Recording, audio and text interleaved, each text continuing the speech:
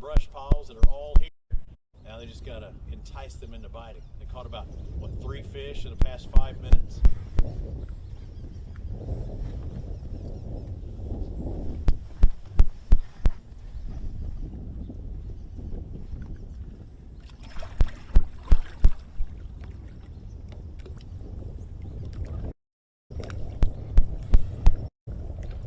Let him catch them lilies, don't let them shake your head. Hey, I hate to tell you, big one's about to shake your head too. Uh-oh, we got a jig going.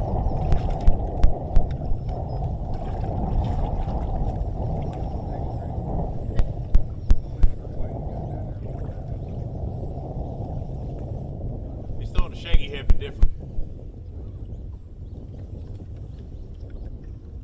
Hey, it wouldn't surprise me if a drop shot wins this thing. You never know. I know. We're just not offshore drop shot fishing.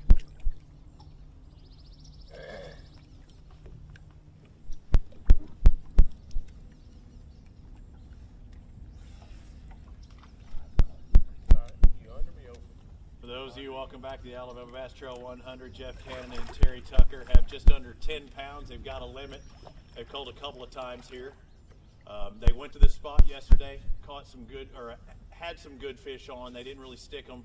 You know, again, wanted to catch them today, but they know there are good big fish here. You see this big laydown, you see the grass. They said there's some underwater brush there that you can't see. So there's a lot of opportunity for this fish. And switching to a jig up in the front, looks like we got a Texas rig in back. And it hasn't been all, even though the juice seems to be more here to this big laydown, a couple of these fish have been caught just behind, possibly some underwater brush. And of course that grass is sitting out there. But the Texas rig has done pretty good here the past little bit.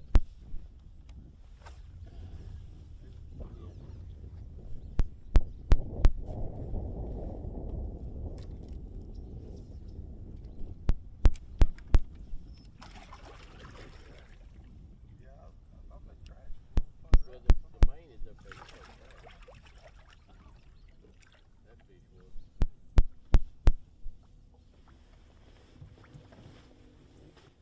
I'd like to thank everybody coming out to the Black Rifle Coffee morning show. I've had my newest, the Fit Fuel. Gerald Swindle told me about it yesterday. He told me about it, how good it was. Very smooth. I won't say it's the first time I've ever Fit Fuel. And even for my unfit body, the Fit Fuel seems to be working. Jason Durant's been out there running. We saw some other guys with a full limit. Grover, he's actually moved his way up higher into the lake. He had the longest run this morning, but against the cell issues and places like that, it looks like we have all 3 cameras running right now. Kenneth, Jason, Ron, Kay's back in the studio. We hope to get you as many people and as many catches as possible. We've seen limits. We've got guys 11.5 pounds. These guys in front of me have almost 10. Now they're hunting for the Muy Grande. What do you think it's going to take to win here today? 18. That's about what I was thinking as well.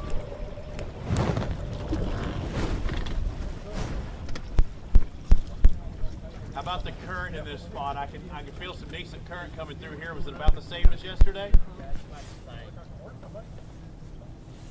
And in case you don't know where I'm at, for those of you watching, my guy, right as you would head into New Lake, there in that last little bit, we've got a couple guys up here at the mouth of it. That's a community hole that everybody knows about.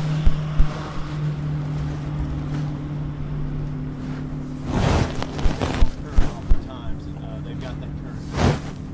We'll just do TV until they come to us.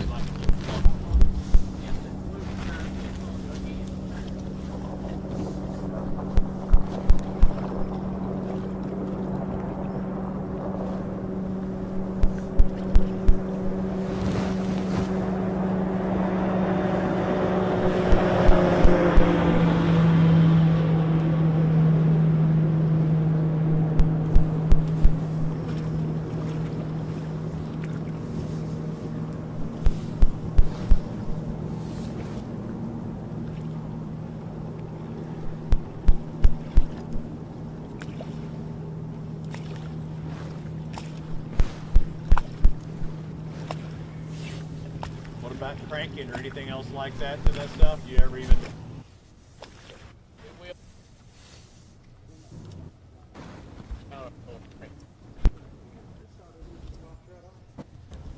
look like stuff, and it made me wonder if there was some stuff down below. These fish are sitting right on the bottom. Yeah. Yeah. You gotta put it right on. They're not moving back. Dang, you're telling me they don't bite, and I've seen you catch 3 in 10 minutes. Move up here just a little bit. Gonna bring us some good luck. I hope so. How's it going so far this morning? We got a limit. Okay. All right.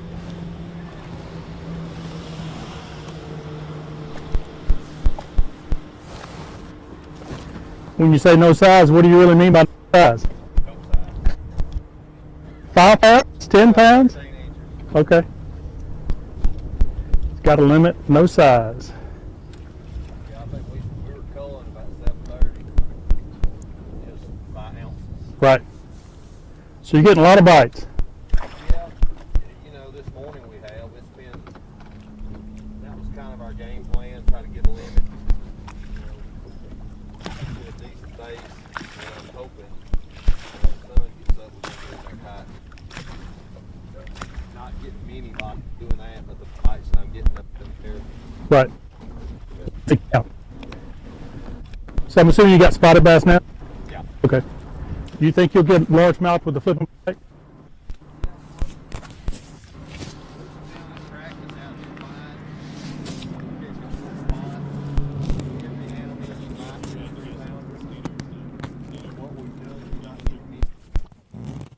So I'll run it away.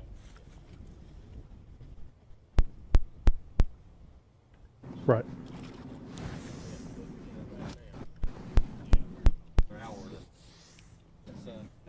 You don't even try and work up and get into that other grass and stuff out there. No, everything's still the. Sudden in the last week to 10 days, it's gotten cold. How do you think that's going to affect them? Okay. We were knocking ice out of our islands this morning, so I think some of these deeper fish, it's not going to hurt them, you know, with that current, their current oriented, they're used to it. But I'm hoping once that sun gets up there, start getting some of these thicker mats, Right. you know, maybe no largemouth will want it.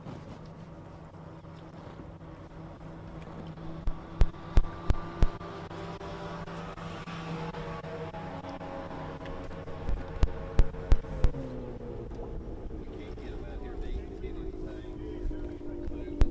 Just got to slow down a little. Right.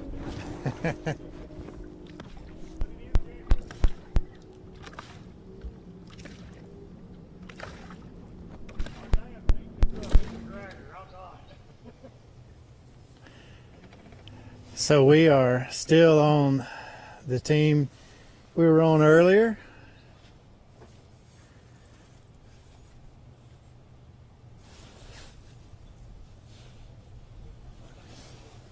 We were still on the team of Luke Duncan and Trey Swindle. They made a little bit of a move here, just kind of take it from a different approach, different angle here. Haven't caught anything since we first caught up with them after commercial break. Said it's kind of a slow thing, you know, that it's not an action packed deal, but they're just kind of working their way through it and just kind of picking it apart.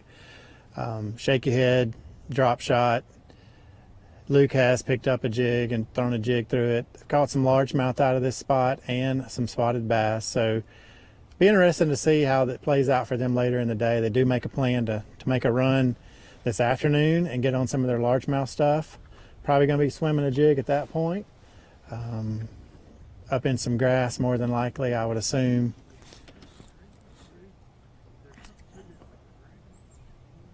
Water is kind of stained here today. The sun has come out pretty bright. Got bluebird skies. Temperatures have been really cold earlier this week. This is going to be one of our warmer days for the week, so should make the fishing better as the day moves on.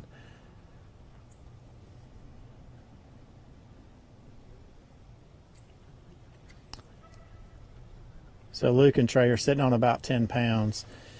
This is the first part they started on this morning. They got a limit by about 7:15. They were one of the last few boats to go out this morning. Pulled up on this spot and just started catching them and have not left.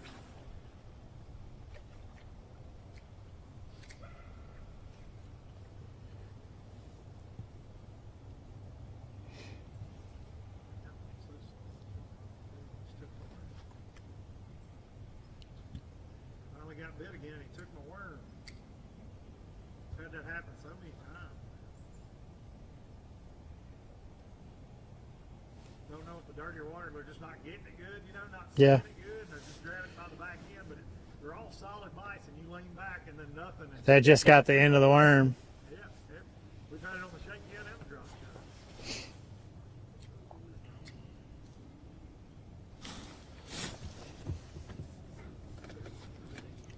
I got one there now. Yeah, I got one that Smith bought me.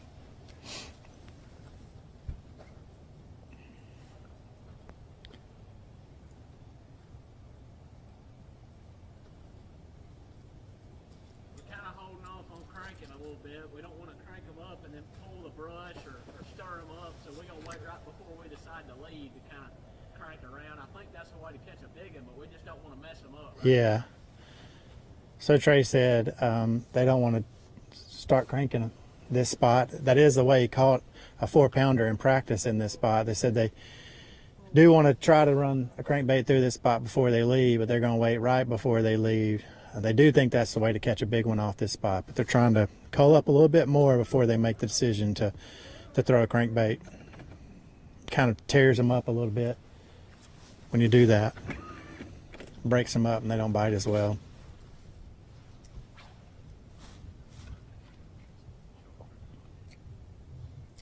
We're located just, I mean, if we go outside this cove, we can see the takeoff, so we have not come very far from takeoff at all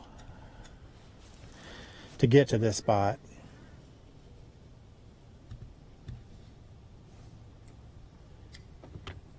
Air temperature is getting a little warmer. Sun's out and bright. Beautiful Lake Jordan day. We had a spot close. I've never been more excited in my life. Yeah, you got a super spot close, yeah. And on a cold day where you don't have to make that run, you know, just so nice just to ease over here.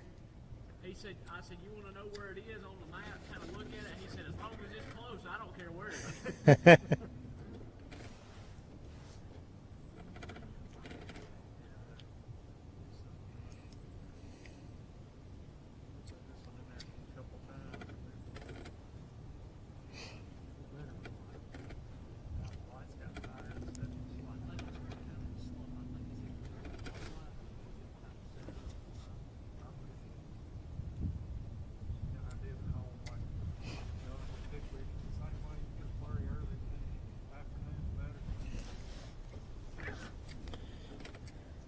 They bid early.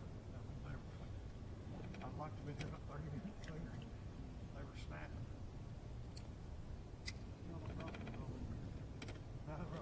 Yeah. You can drag really close. It's really slowed down. I do think a lot of times in winter too, that low light period, that first hour, Yeah, for whatever reason, they really. when that sun gets up, they kind of just lay away. And then they'll reset up. They'll Yep. bite good after, after 10 or 11 o'clock too. All right, Chris. You think it'd be the opposite? Are we on? We're on 2 right now. All right. 3. Yeah, I'm good. You know, Robbie, I've spent a lot of days on the water with you. I did not think I would ever find anybody that talked more than you on the water. I think I have found 2 that talk way more on the water than you do. So take it away, Robbie. Talk to us a little bit. Well, you're telling me to shut up most of the time, so imagine the possibilities. If you want to really have some fun, you can Yeah. swindle me in one boat, and then we'll have a good time.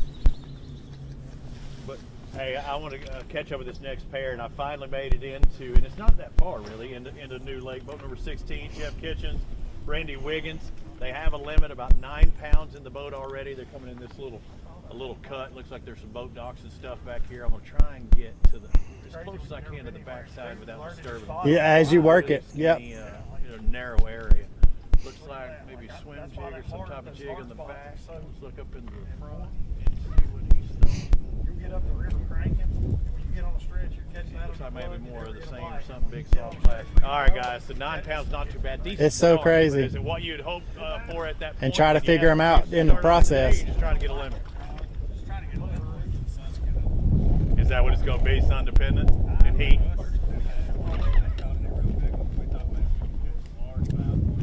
Yesterday, Trey and I. What have you been doing early? Single layer of clothes. We were trying to catch some time. We caught not one, Trey, and I had some more stuff than I ever would have had on. You Carolina rigging this morning? I like that. All right, but you think it's going to be a largemouth deal later on today? We can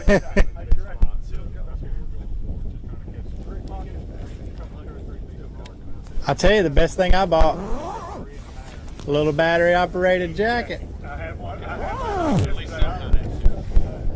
And doing this, some stuff, beating the bank boss.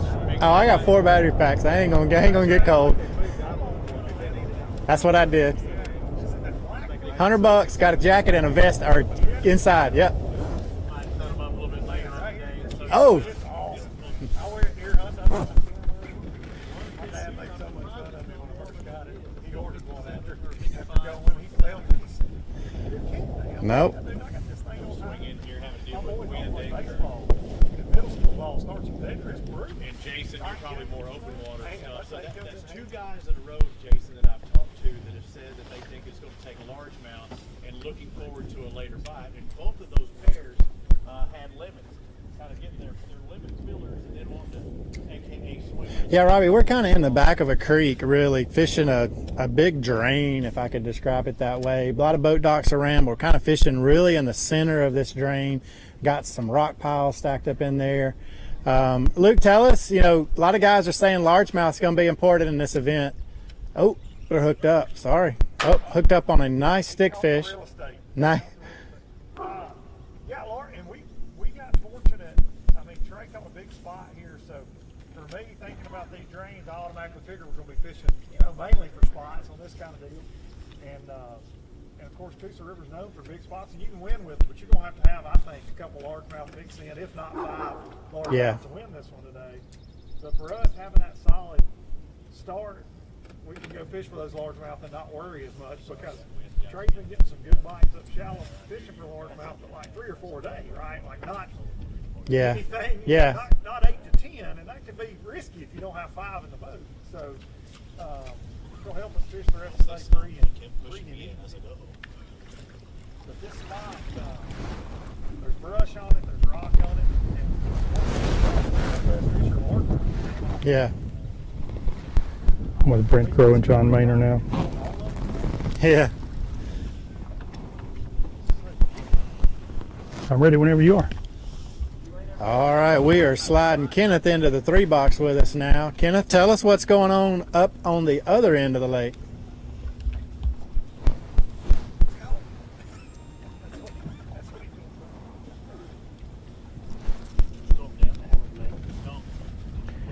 I just put up on Brent Crow and John Maynor, and as we pulled up, John catches one in the back of the boat.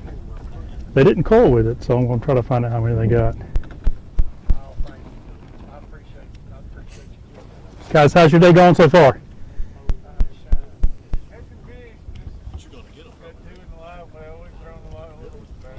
Okay. All spots? All spotted? Yeah, we can have a limit if we want to, but we'll be gonna have. Right.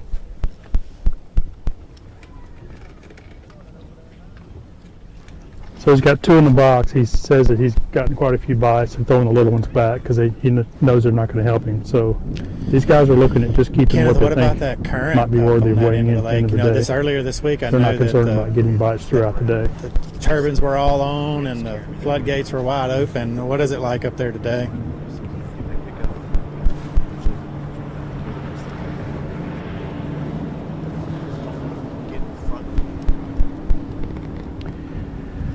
Well, there's plenty of current, and you notice it.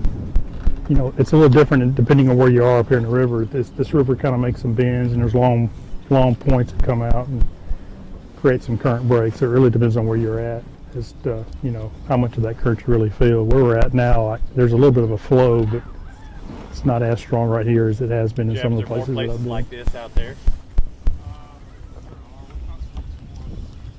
Oh, okay. I hadn't been in the new lake. That's why I was wondering what the rest of this lake looks like. Most of them is just kind of big flats and Yeah. But it's plenty of current to position these fish. And so far, everybody that I've seen, Yeah, I would say right now, probably they're guys watching at home fishing can see specific three spots very where different these styles fish of set up fishing when there is current that are flowing. probably pretty effective on this lake. You know, we got guys upriver, we got guys on the main river, and then we got guys kind of fishing in the back of these pockets here. Guys are all over this lake. It is a smaller lake, but you know, different than the regular Alabama Bass Trail with Is that pretty only steep 100 going boats down, on or this is it lake. coming down? Gives guys an opportunity to spread out and really find the area that they want to fish in, and probably fish the style that they want to fish. So if they want to go fish for largemouth all day, they can do that as well. So, you know, as you watch at home, know that a lot of guys are able to do whatever they want to do today. So the opportunity is there for them. Yeah, Jason, I'm even seeing that. I'm looking at the more largemouth type stuff that I haven't seen before. You talk about the size of the lake. Things that swim jig, even frog looking stuff, you know, this time of the year. But definitely looking for that largemouth bite here, and I haven't necessarily seen that over this. And we're probably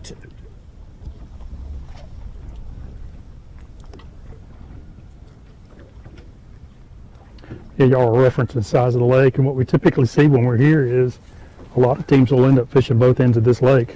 It doesn't take very long to get there when you're running 70, 75 miles an hour. yeah, and you can So you can make adjustments throughout the day. If Yeah, what you're doing is that not kinda has me working, you can thinking, you know, completely what flip Jeff the lake had and just try said, something you talk about different. making those adjustments or moving up and down the lake, but what about in the column? Let's take a look and watch this fish catch. And see And what Brent's they hooked up here.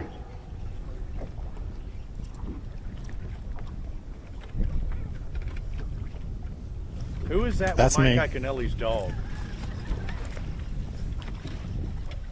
Hey, we got a fish catch too. It's that dinner bell.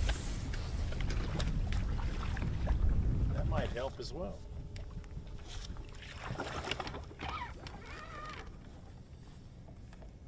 That'll help probably, right?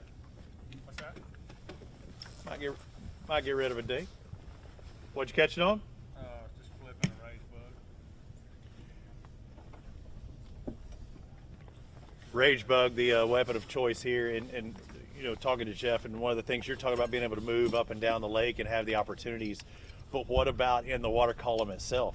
These largemouth, yeah, they're wanting them to get up there shallow and they can kind of target a little tighter spot, but what if they've pulled back and now you're seeing that culling beam coming out? Is it going to cull? Yeah. Yep, so that's going to make a difference. But what about in that water column? If they haven't got all the way up against that edge, if they're pulled back just a tad bit deeper, the anglers have to find where those fishes are, make those adjustments and entice them to bite. And they don't have all day to wait. If they can catch some of those bonus fish that pulled off in that deeper stuff, that's going to be a big deal today. And we actually still awfully early, though. fished in an area they just fished over, turned around, came back through it, and caught it from the other direction. Hey, I mean, they're pretty much throwing at it in the 90, but you know, this is fit water that they fished before, and that's why I was so nervous about when I came in here. I didn't want to drift into them, Kenneth, because a lot of people realize, man, you're right on top of these people. You know, you're messing with their stuff. If I know it gets skinny water or shallow water, I don't touch the electronics, I don't touch the trolling motor. I try and stay as quiet as I can, you know, as far as the boat is concerned.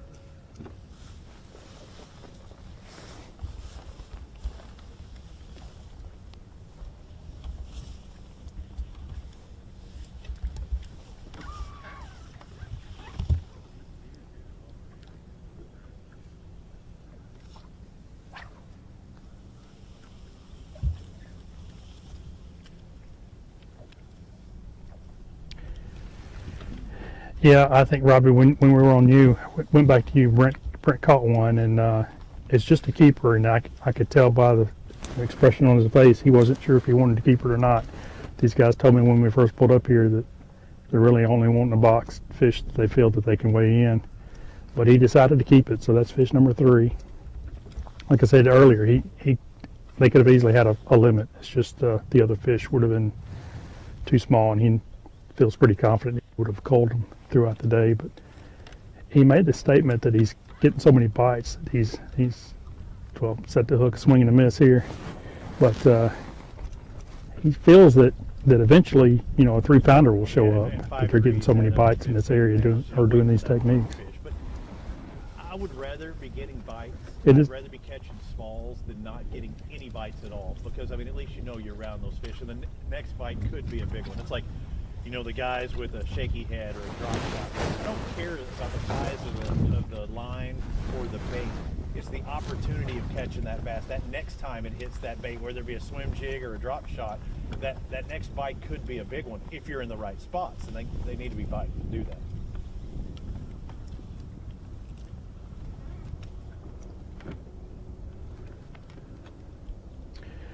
Yeah, and Robbie, some of these places actually, groups of fish will move in. So you can be on an area, at the moment where there's a school of smaller fish, and then 30, 45 minutes, an hour later, the right school of fish actually comes through the area to feed.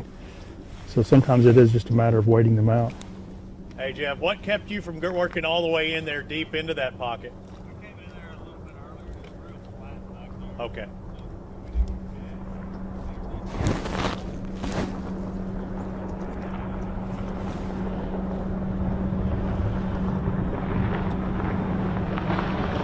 So in case y'all couldn't hear that online, I asked him why he didn't go all the way into that pocket, especially when he got bit up near the front side. He said they were in there earlier. It's really flat in that zone, and he didn't really want to waste his time, at least right now, going in there any further when he thinks the fish are more towards this opening in the mouth side of things. So here's one of the areas where you're getting that current coming through the canal and working around this turn. It doesn't look like a full-on point, but it looks like the sand on this edge is kind of broken down. You see the tree falling apart.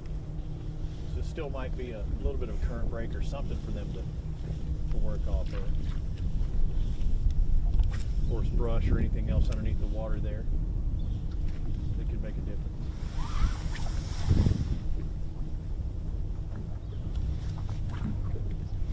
56-degree water temperature. I haven't looked on my phone lately. I'm gonna go ahead and do now and see what it says for the local ambient temperature. But things are definitely warming up. It's not very bad as far as waiting. Let's see. Try to get you a cleaner shot without getting into there. You can go ahead and work behind me, Dover.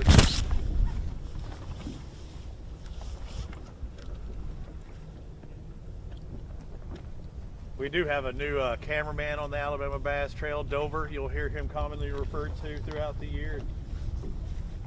They can hear you a little bit. What'd you think about that ride out this morning? You went all of 100 feet and your teeth were chattering. Hey, look, I'm from Miami, Florida. I'm not used to the snow. Okay, yeah, no, this is about as warm as it gets, brother, so get ready. It could be July and you'll have a 32 mile an hour, or a 32 degree day. You never know in Alabama.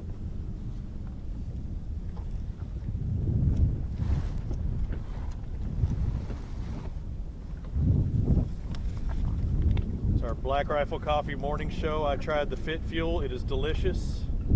Just want everybody to know that if you haven't tried it, you need to do so. We're in Wetumpka, Alabama, the first stop of the ABT 100. Temperature's 41 degrees, so it's improved almost 10 degrees since takeoff this morning.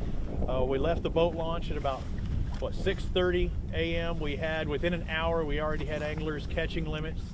The guys in front of us, Jeff Kitchens, Randy Wiggins, they have a limit. They probably, or they had one cull that we've seen. They're probably up near that 9 to 10 pound range now.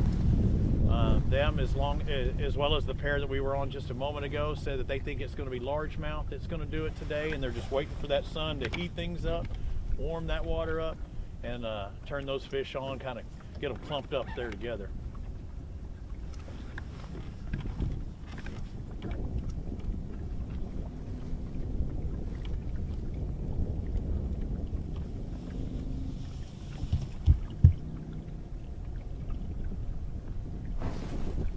And as the boats, yeah, go ahead, Ken, sorry. Well, Robbie, you were talking about how cold it was this morning. I'm wearing my buck and bass rain suit. We're on Brett Crow here. He's got his on. you know, they call it a rain suit, but actually I call it more of foul weather gear, because when it's cold and you're running 70 miles down the lake, you want something like this on. And the hood that they make for this suit is the absolute best I've ever had on my head. So in order to stay warm this kind of weather, Oh, I'm the Buck and Bass Reservoir rain suit is very valuable. And I have been warm. Now my fingers, I don't have any Buck and Bass gloves, but my body still feels good from the get-go. So if they make gloves, I need to get me a set. My dolphin ones, I've got them in my pocket, but they don't work all that good. Look what I did. I didn't tie my crankbait on, I threw it in the water. And that, sir, is the cluster known as duck and swindle. Swindle dunking right there. This morning, the first one we netted, we got 2 buzz baits, which I don't even know why they're out. 2 buzz baits, a spook, and 3 crankbaits that I had to cut out of the net because they weren't coming out. Nice. So guys have made a little change here, and we got a fish catch. So they went from dragging a shaky head, dragging a jig, and said, you know, we're not going to throw crankbait because we don't want to get them stirred up until we leave, and they feel like that's a good way to catch a good one. So Trey, couple cast in, got a crankbait bite. So hopefully we're going to get them fired up here and see what happens.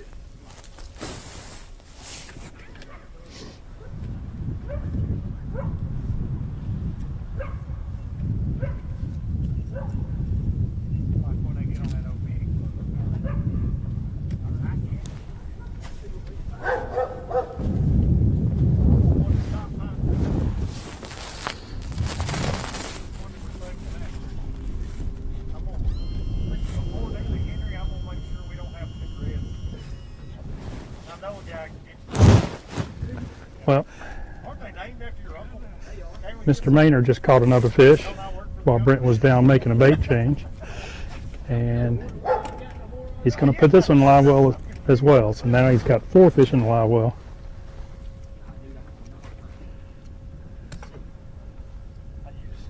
And they have not moved the whole time we've been here. They've kind of been sitting in one spot, throwing to one general area. So, you know, there's several fish here. And, you know, Brent made the comment earlier that he feels like at some point those fish should turn into 3-pounders.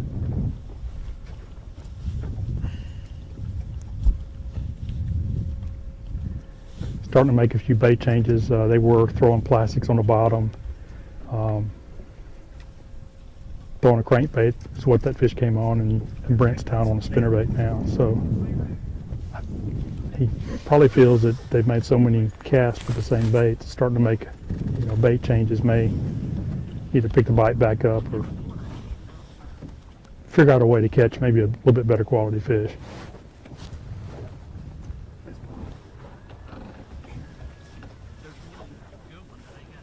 So getting a good look at their fish catch here. While we call, they got the red tag there's got a pretty good size one on there. They were sitting at 10 pounds or so before this call.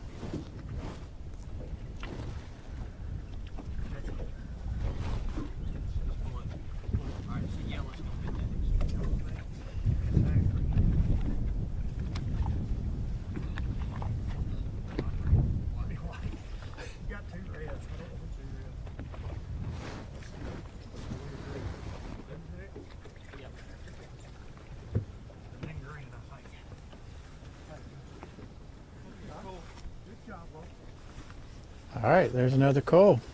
I'll see how he did me. Yeah. I said, hey, why don't you tie on a little different crankbait, man? yeah. I like to beat anybody, even if it's my fault. I'm gonna beat that dog.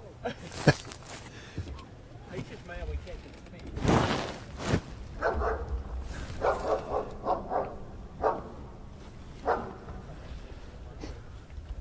I know you folks at home can hear the dog barking in the background. We've come to figure out that the dog does not like the sound of a bait caster. So Yeah, he don't bark hard, just he does not bark.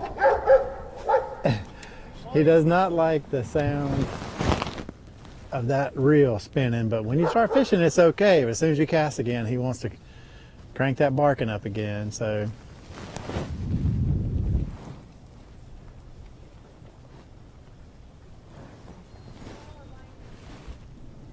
Can I move? Oh, we're bringing them in. They must be watching. Hour later. They must be watching at home because they just brought the dogs in. So, all right. Thank y'all for watching at home. She's trying to watch the live and he's barking. Yeah, she's trying to watch the live and he's barking. Jason fan, huh? Shout out to that lady. And her rock pile. Yeah. And a rock pile she sunk out here. Thank you. Dolores' rock pile. Yep. Those dogs are guarding her fish. Y'all know that.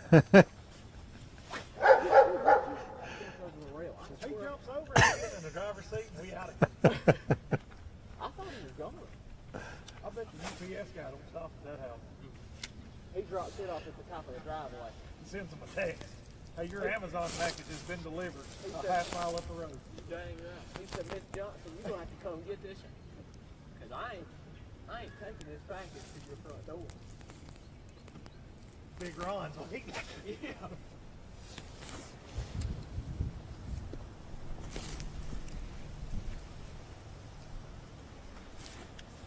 well, we said we were gonna catch one cranking, so we didn't think of it here, I guess. Tank plug in, Trey-Lo. I like to be grinding the lip off of it, and I'm not with this. And as we've seen with the 47 drop shot and shaking head we've donated, there's a lot to grind. We'll have a better angle on that side. If you'll hand me my sunglasses, I'd love you as a partner. Can we clean them for you too? You'll clean them. I mean, that would have been awesome. But Little back rub, what else you need? Snack? Hey, I'm a good partner.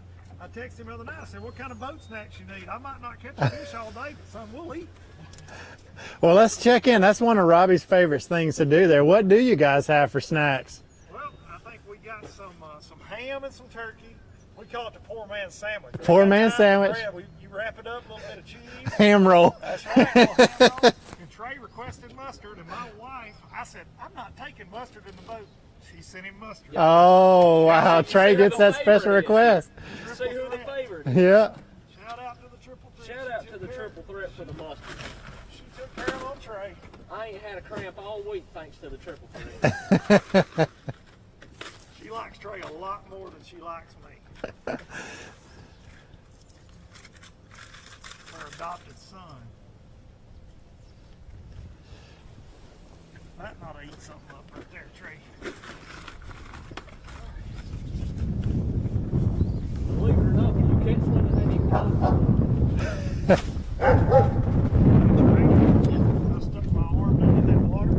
It's gone. It's still coming. Yeah. You stopped your plug. You forgot about it? No, it's.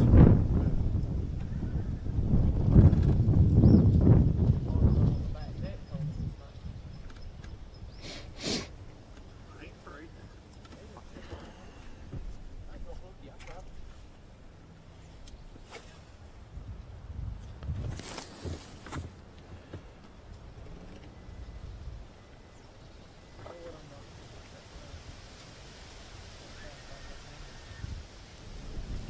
Snacks, food.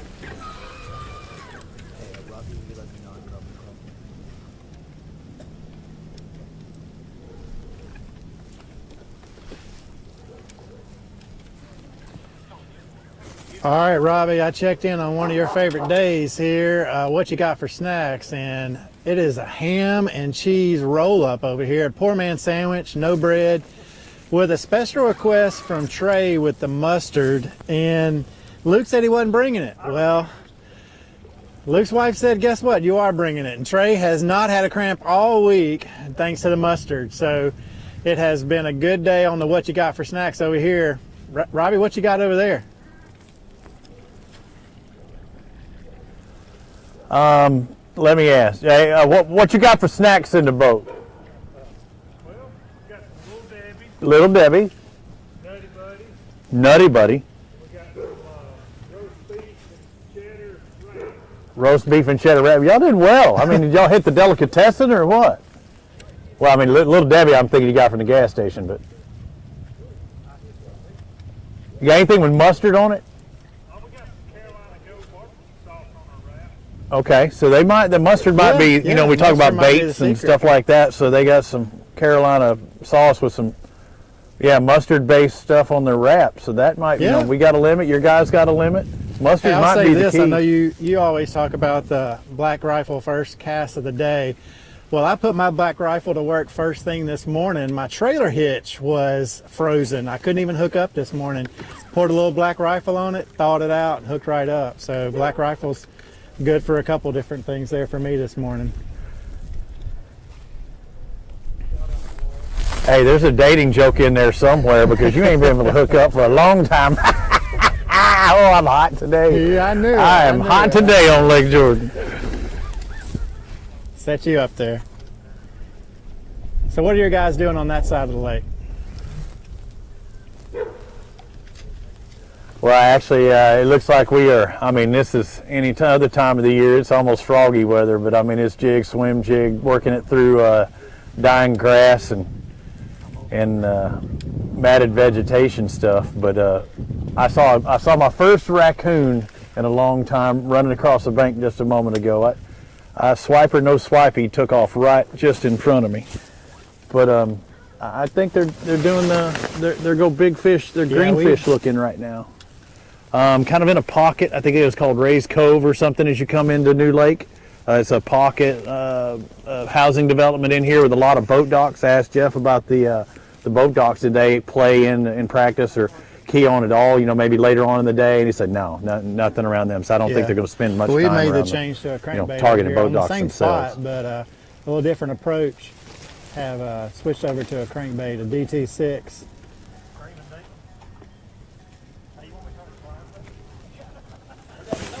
I heard Gerald Swindle was somewhere near my direction. If I see him, I'll find it. Were you with Trey, Gerald I'm with earlier or Trey. just with Trey? Trey and Luke Duncan. Okay, so I didn't know if, Yeah. because they both took off together. They let everybody go, and then both of those boats, Ryan and Gerald and Luke and Trey took off after everybody else did. They gave a 30-second head start, and then they went. I just wondered if they were going in the same areas or not.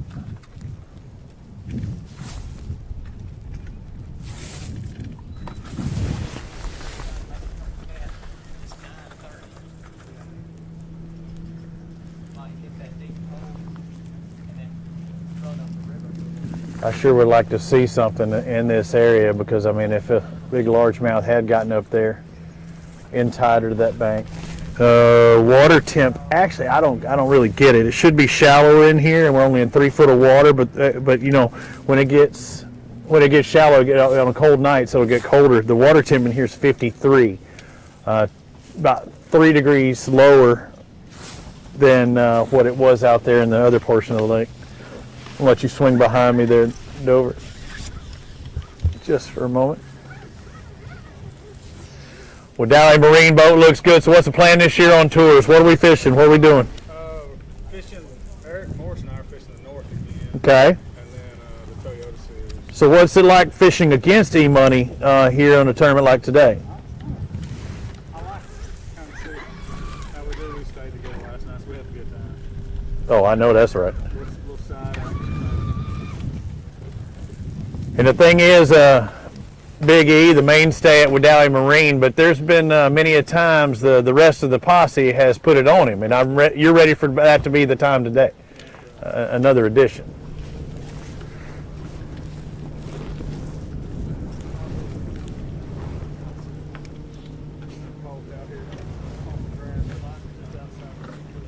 Okay. How's y'all's day going so far? Okay. What kind of weight you got? 12 pounds? Okay. Got all 3 cameras live. Kenneth, Yeah. Jason, and Robbie. I'm Robbie, by the way. We've had some snack selections. I do want to catch up with Gerald because I got a story to say in the elevator this morning.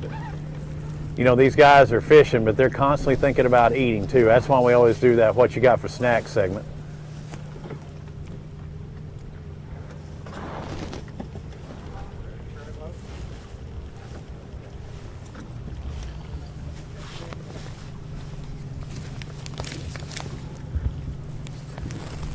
pair that I was with, or I'm trying to catch Almost back up covered on to and Jeff got Kitchens, kids. Randy They got a Wiggins, limit probably have of about 12 10 pounds. pounds in the boat. They we've have got one colds, around so they 4 do have their pounds in the limit. box. Now He's they're looking going for for another those bigger largemouth. Hit this little grass section one more time, Kenneth.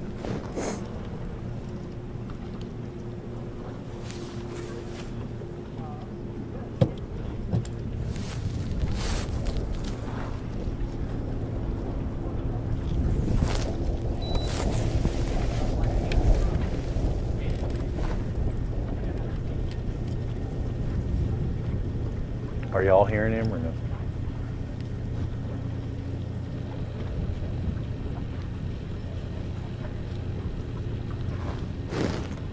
I was muted. Boy, my guys said they were going to hit this little grass patch. They weren't messing around. They hit it at ludicrous speed. Almost They feel got a like I need limit to crank of up the 12 big pounds. motor just to get out of here. But if that is the case, I'll either head into New Lake here in just a bit, or I might even work my way up the canal and see who's back up near the mouth, because we saw both the second and third boat that left this morning chose the mouth. Well, there goes the brush pile. Well, it's been real and it's been fun, guys. Let's see what else in here. Thank you for catching them all. I'm just trying to say my drop shots are in it. So Kenneth, I know you can't see what's on this end of the lake, but we have just pulled up the brush top that we were fishing. Luke just hooked into it, so a lot of brush down there. Some crappie A fishermen lot of are really crappie, mad. a lot of crappie fishermen gonna be mad after that catch. So The Lake Georgia crappie fishermen are watching. I apologize. Trey maybe do. Luke hooked into the brush top and had to pull it away. So throwing a crankbait. You had to stop. Get moving out like that. I think it's one unless it's an 11 pound. Hey, oh, Hooked up here in front of us. You're right. I hope it's a big old fire. You're right, Laura. oh, thanks, man.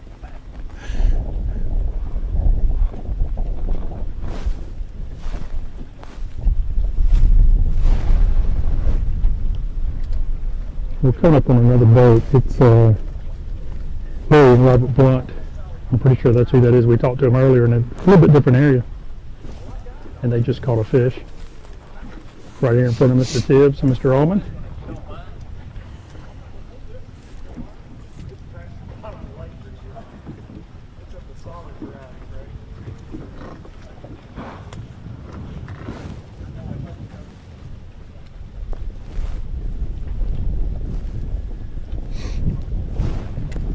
It was.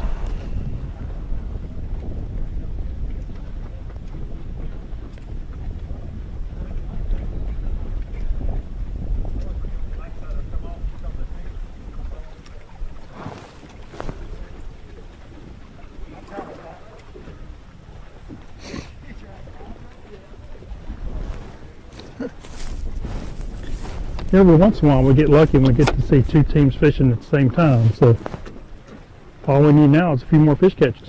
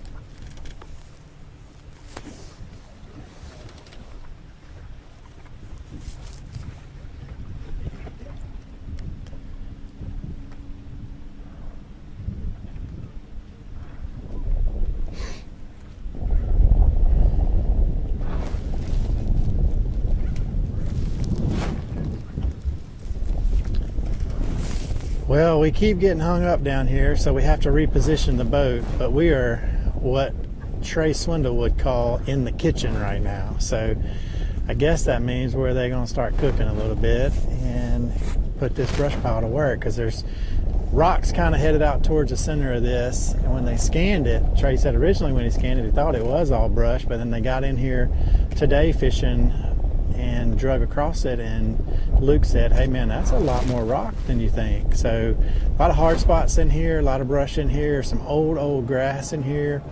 Crappie fishermen probably put out some brush tops in this area right here, kind of in the back of a, I would call it a drain. It's got a little trough that kind of runs through right here in the middle of this creek. So it's a nice little travel point for these bass. They're kind of mixed in largemouth and spots, kind of done a little bit of both. So wind's blowing across here, sun's out bright, kind of warmed it up. They said they weren't going to throw a crankbait until they got ready to leave, so we're moved over to the crankbait and caught one. Hung up a couple times and haven't caught anything since. So it looks like he's going to pull out the jig now and maybe not get hung up again. I bet I'll get hung. Trey can come right through it. Don't matter which angle, what he's throwing. I've lost everything through in there 4 times. My crankbait did float up though. We're going to get it in. Correct. Trey's crankbait did float up. That's one I borrowed. You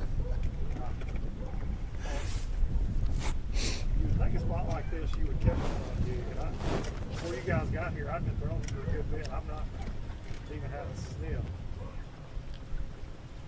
Kept telling him when we first got in here, I didn't have a football head tied on. We were catching on a shaky head. We started going on that rock. And I'm like, man, this place screams football Yeah, shit. yeah, it does. You did for a second. I think you still do. I want him to do this. This is like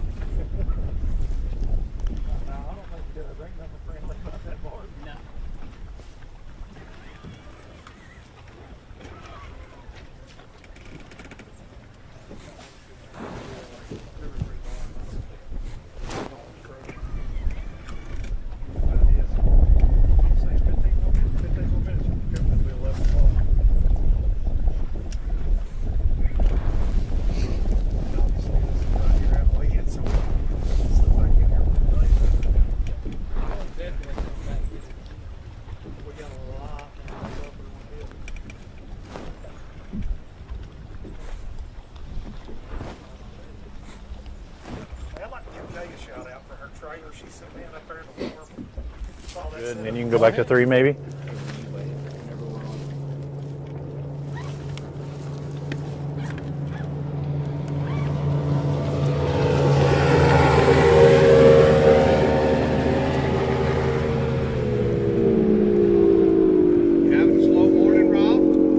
Well, I started off here this morning as Gerald Swindle and Ryan and I pull up to him and say, hey, how are things looking? You said you had, what, a 2.5 and a pound and a quarter.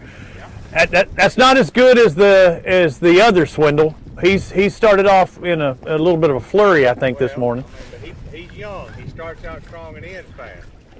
Yeah. Old people will run you down. I've done told him don't mess with me. I will cloud up rain on his ass, and he knows that. You'll put some Lake Louisville mojo on him like he's talked trash before. All right, so what are you looking at today? What have you been doing up to this point? It's the first time we've got to see you. We started on the main lake stuff out here, just right out on the main lake with just a little bit of current on it. Really just pitching a jig, where we got bit yesterday. Kind of come down and fish very elementary. Pitch at the bank, hop a jig back, big black, blue, sapphire jig. And we've had 3 bites on a jig today and missed all 3 of them, and we caught 2 cranking. But we just kind of been moseying around. I don't think the way we fish they bit yet, but I think from here to the rest of the day it's time to make it happen. That's why we pulled in here to hit this little bit of fast current. But we're going to work our way back out on the main river. We decided today to stay down. Okay. because I feel like it's going to be one down here this year, probably more so than ever because of the color of the water, the way it lays out. If somebody's going to, I mean, we just ain't been able to catch giants up there, and if we don't catch a 5-pounder today, we don't stand a chance to win. So Well- we're going to spend our time down here. We think we catch a giant. Water's moving that good right here. What's it doing up top? It's all the way up by the dam. You got that first mile and a half. It's pretty decent flow, but it's not ripping. It's not enough to push all the big ones up on the bank that you need. So you got a lot of fish to spend it out in the river, and you spend a lot of time drifting up there in that dirty water. I don't think the fish can see it. You just don't get many bites. And when you do, the ones we've been getting, they're 1.5 pound, 2 pounders, and I'm like, we can't win with that. We feel like this is a way to catch a big one. I think it's going to get better, just running around cranking real shallow, throwing this big jig. But, you know, we'll run Trey down. He had a little brush pile. He thought it was hammer time, but we told him to go ahead and get his run and go. He don't scare us. He's wearing my jacket. I'll go get it and he'll freeze it. Yeah. Jason I Graham, put the snacks in the truck. That's what needs to be on the truck. let's bring it on. Well, We had 4 honey buns. He left 2 of them And a in cook- the truck. And a cookie. And a cookie. well, he left his honey buns in the truck. You've got 2 honey buns. He's already ate his honey buns. So he has the rest of the day to chew on socks. Okay, what else do you have? And do you have anything with mustard? We have nothing. Nothing. We have 1 more honey bun and we're going to wrestle over because it's mine. I saw you had snack envy this morning in the elevator. What we? That dude had like a big thing of snack deer sticks, a big thing of summer sausage. I almost took him out. I had my knife in my hand. I started shaking. I thought, I'm going to shank this dude like we're in prison and just get his snacks. But you talked me out of it. Yeah, I saw your eyes, and I saw you look down at that 20-pack of 8-inch deer sausage. You're like, yep, Oh. it's going to get ugly. Yeah. I was glad. I had your back though. But and he said if you're not catching fish, you might as well eat right. So I mean, he came prepared. I like his style, and we thought we were. We stopped at the old Marathon gas station up there, and we thought we loaded up. I think Kay bought him out. No, we had them. And he said, let me get them honey buns out. And he rummaged through the whole thing, and he went, oh, hell, they in the truck. I said, perfect. You got a great day of fishing schedule. Good deal. We're in the last flight. Yeah. Yeah, you both are. Now, let's talk about what we didn't see. On boat number 3, Chris Briles is over there going solo, and you looked over and you saw him with something, and it was something decent size. Yeah, but I think we're right. Catfish. He didn't go with the panic mode. He just got up there laying around and just had Whoever taught him, his Uncle G taught him how to tie knots. Did you tell? Actually, G tied that way last night. I witnessed it in the hand. I wouldn't. I mean, might be one there, but I got my doubts. Hey, we might have trash talker Betty Crocker in the boat with Trey too. That could be He's a talking tough trash time. over here about Gerald. Just by the way, Trey makes a big old cast on his spinning reel, breaks off his leader, and loses the line. And Luke says that Gerald tied that last night at the hotel. Now, do you?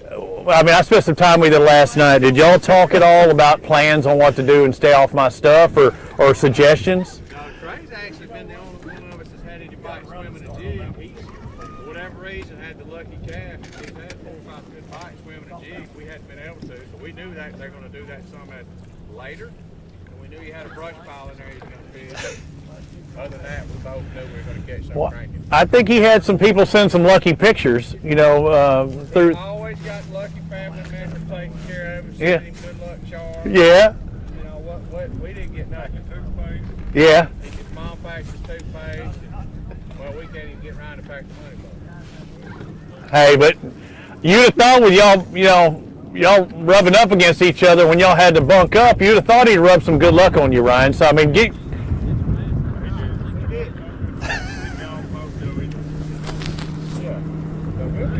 hey, this spot in particular, Gerald, I know you've been here and let that boat pass. This spot in particular, and I know you kind of hit on it just a second ago, so faster moving water. That was one of our first boats to leave today. He chose here. You've seen many people here. What is it here? It's just a big community hole. It's a canal with the water curtains on it and the blue lake. It speeds up right here. It's got a long point. It's textbook, but it's the biggest community hole in Lake Jordan, but that's because they live here. And when it's right, they do sack them right here. I just don't know that it's potential for that today. But you'll see guys do the same thing. They'll get on and sit all day. And it's just good seams. It's got good flow. And if the water was clean, super clean, I would say they'd have a chance. But this dirt, I don't know. He might be catching the snot. Yeah. One thing I haven't seen you is living on the graphic as he loads up and got one. Oh my goodness. What weight line you using?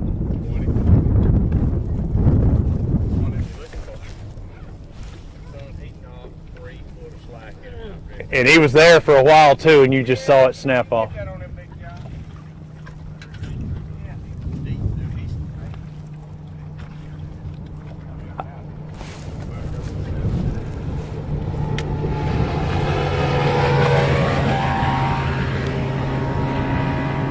Gerald, what I was about to say is I didn't see you working off the graph as much as I do see you sometimes. You weren't looking at them on camera. You were looking at where you knew they'd be. Yeah, right here, when the current's moving like this most of the time, this fast, they don't sit up real high off the bottom once you catch. They're going to be right down in the rock where it rolls. So what you're trying to do is just get the boat position where you throw up straight and get the bait down like I had it right there and just let it roll. Right. So you're really use it that way. All right, made a choice going back on. Exact, what are you using? Help a brother out. Black and blue jig right here. It's a Buckeye. Half ounce black and blue jig. Big old chunk on it. I ain't played. I mean, I figure if it's dirty, give something like Sapphire Blue and a Lamborghini panel wagon, as they say on TikTok. What that is? That's a Lamborghini panel wagon, Sapphire Blue. I cannot believe that fish just broke me off right now. Well, it looks good. Make sure you always retie. Don't know, did it do it at the knot or do it partially down? I mean, either way, 20 pounds, it shouldn't have broke off. It's thrown up there a little bit like I bumped something. Yeah. Like it could have been rolled across them rocks, but I cracked it. Yeah, so again, Gerald Swindle with about almost a little shy of 4 pounds, but he might have had a 4-pounder or bigger on just then, and one broke off. So he reties that black and blue Buckeye jig. Okay, hopefully Gerald will find him. Trey's kind of, doing good for the Swindle family right now, but I wouldn't count Gerald out of this by any means. Well, Luke started this on Monday night on his podcast. And Kay, I wasn't able to he hear started if talking Trey and trash said Kunkin that were he anticipates that he and Trey will beat Gerald and Ryan at every Alabama Bass Trail 100 event this year. So they kind of started this early in the week, kind of talking this, and Gerald kind of warned them now not to be talking too early. But it does seem that Trey and Luke got a bigger start this morning. They probably have close to 11.5, 12 pounds in the box right now. And they've broke out the crankbait. So they're looking at maybe the fish are warming up, the sun's getting up high, water's warming up. Maybe they're going to get a little bit more active and chase those crankbaits.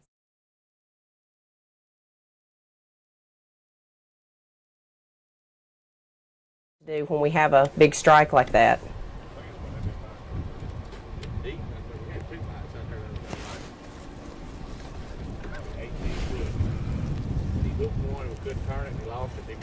Yeah. They went to Yeah, a he's little going back stretch to of that black grass and blue jig. and What to a brush was it? pile. Gerald's alluding to, once they they talk, got their there, family. they realized that the brush pile was had it a little brush bit more pile rock in it than it was a happy brush pile that they were going to? Is that where they were getting their magic this morning? Coosa River spots, they like to hold of those rocks. So right now we haven't seen any real large heads to make a difference yet. So it's going to be interesting to see how they are able to change that action. I mean, going to a crankbait opposed to what they have been doing before, they've got to be looking for something different. They've got to be seeing something different on the graphs.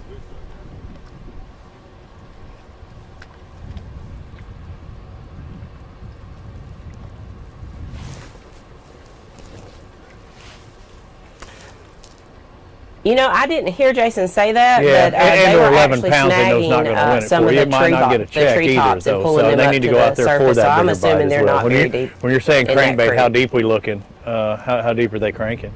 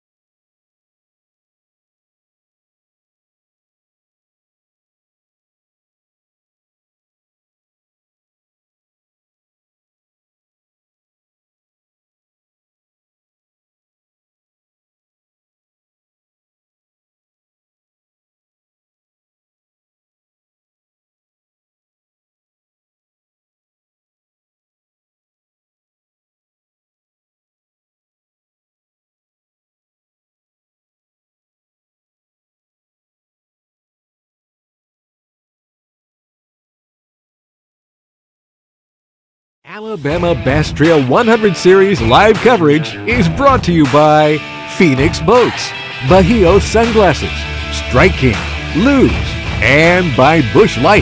There's more live on the water coverage right after this message. At Phoenix Boats, our passion for fishing is obvious. Whether it's a pro event or fishing with our family and friends, we truly love the sport of fishing. That's why our goal is to make every single Phoenix boat that goes out the door the best fishing platform it can be in both design and construction. We love to fish as much as anyone, and we believe it shows in every boat we build. Phoenix Boats, built by anglers for anglers.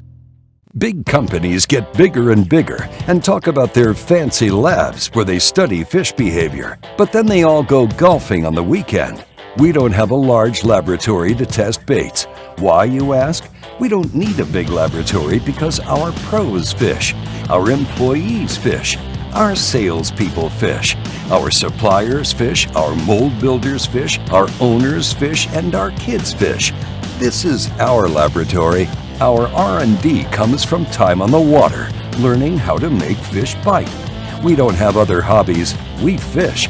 We fish all year in all conditions across the whole country. All that time on the water brings us thousands of hours of testing new products and improving current ones for all species. We're a family-owned U.S. company that has many of our products made in America by American workers. The products we don't make in America, we make in Guatemala, which supports many families in that country as well. If you didn't already know, AmFirst has great rates on auto loans, and boat loans, and motorcycle loans, and really any loans, including ones for your business. With a variety of terms as low as 2%, we're kind of hard to beat.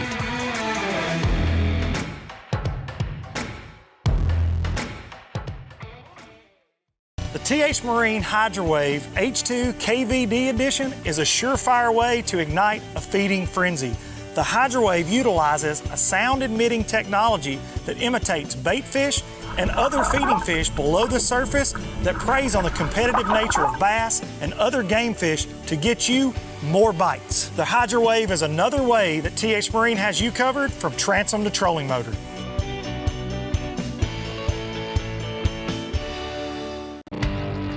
Stetson Blaylock, Todd Auten, Head Fury, let's go! Garmin LiveScope, I tell you right now, if you don't have it, you are behind. It's just wild. It's like a video game. If you do not have that Garmin LiveScope, you are definitely missing out. Bassmaster Classic Champion!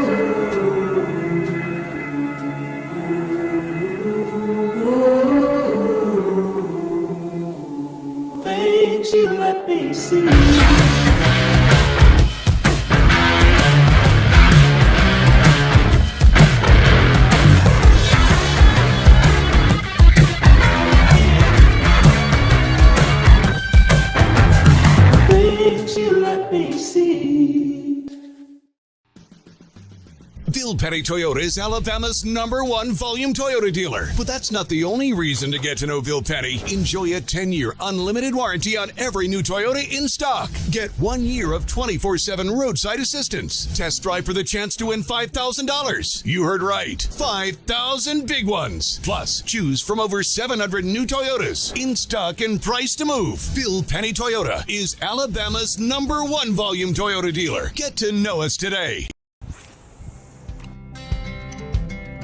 Some things ain't worth keeping. Yesterday's traditions, today's adventures, tomorrow's memories. Now that's something worth keeping. Fish Alabama and find your keeper. For more information, visit fishalabama.org. Okay.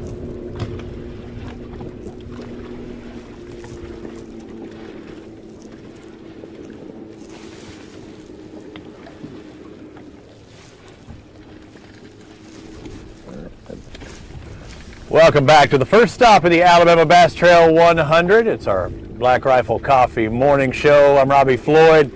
Taking a look at boat number 3, Chris Briles, and he had the third pick of where he wanted to go on this lake. He chose the mouth heading in towards New Lake, and things not been that great for him. I did see him catch a 5-pounder a little while ago, but it was a 5-pound striper. So I told you I'd get that update. He has 2 fish for about 3.5 pounds, but things just haven't turned on. He said he's not really getting a ton of bites.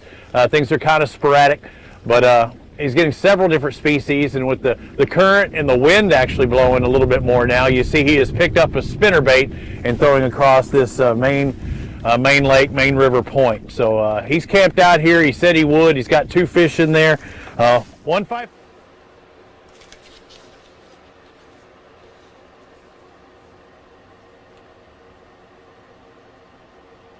Ago, but he's not in the Alabama Bass Trail 100.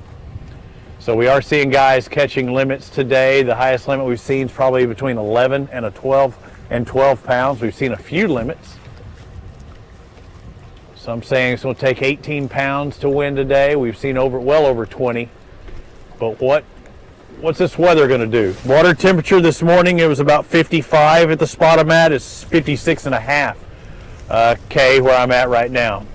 Well, Robbie, you so always things, talk even about in this how area, warm it in is this main here lake park, inside the live have studio. warmed And up it is, about it's a a balmy, degree probably from what it was 67, this 68 morning. degrees The in air here, so temp's I'm definitely just picking fine. up. I think I can I take do my have my bucket grandma bass jacket blanket, off as here you in a talk moment. about. But we didn't get to hear the recap right before we went to break just because my audio was having issues. But I do want to update everyone. Our current unofficial leaders are Luke Duncan, Trey Swindle with between 11 and 12 pounds. As we mentioned, they got their limit really quickly this morning. Matter of fact, about 7:45, Luke goes, hey, we've got a limit. We're calling if y'all want to come to us. So we did get to see them quite a bit. We do that. They did change their bait of choice. They went to a crankbait, and we saw them pull up several tree limbs there on live. So they were fishing probably rather shallow with that crankbait. Jeff Kitchens and Randy Wiggins, we did see them. They do have a limit for somewhere between 9 and 10 pounds. They're probably sitting in second place. And we did catch up with Gerald Swindle just right after that, and he has 4 pounds in the boat. Still very early in the day. He's boat number 95. He has until about 3:30 to fish today, so he's going to have a little bit more time than maybe some of these younger boats.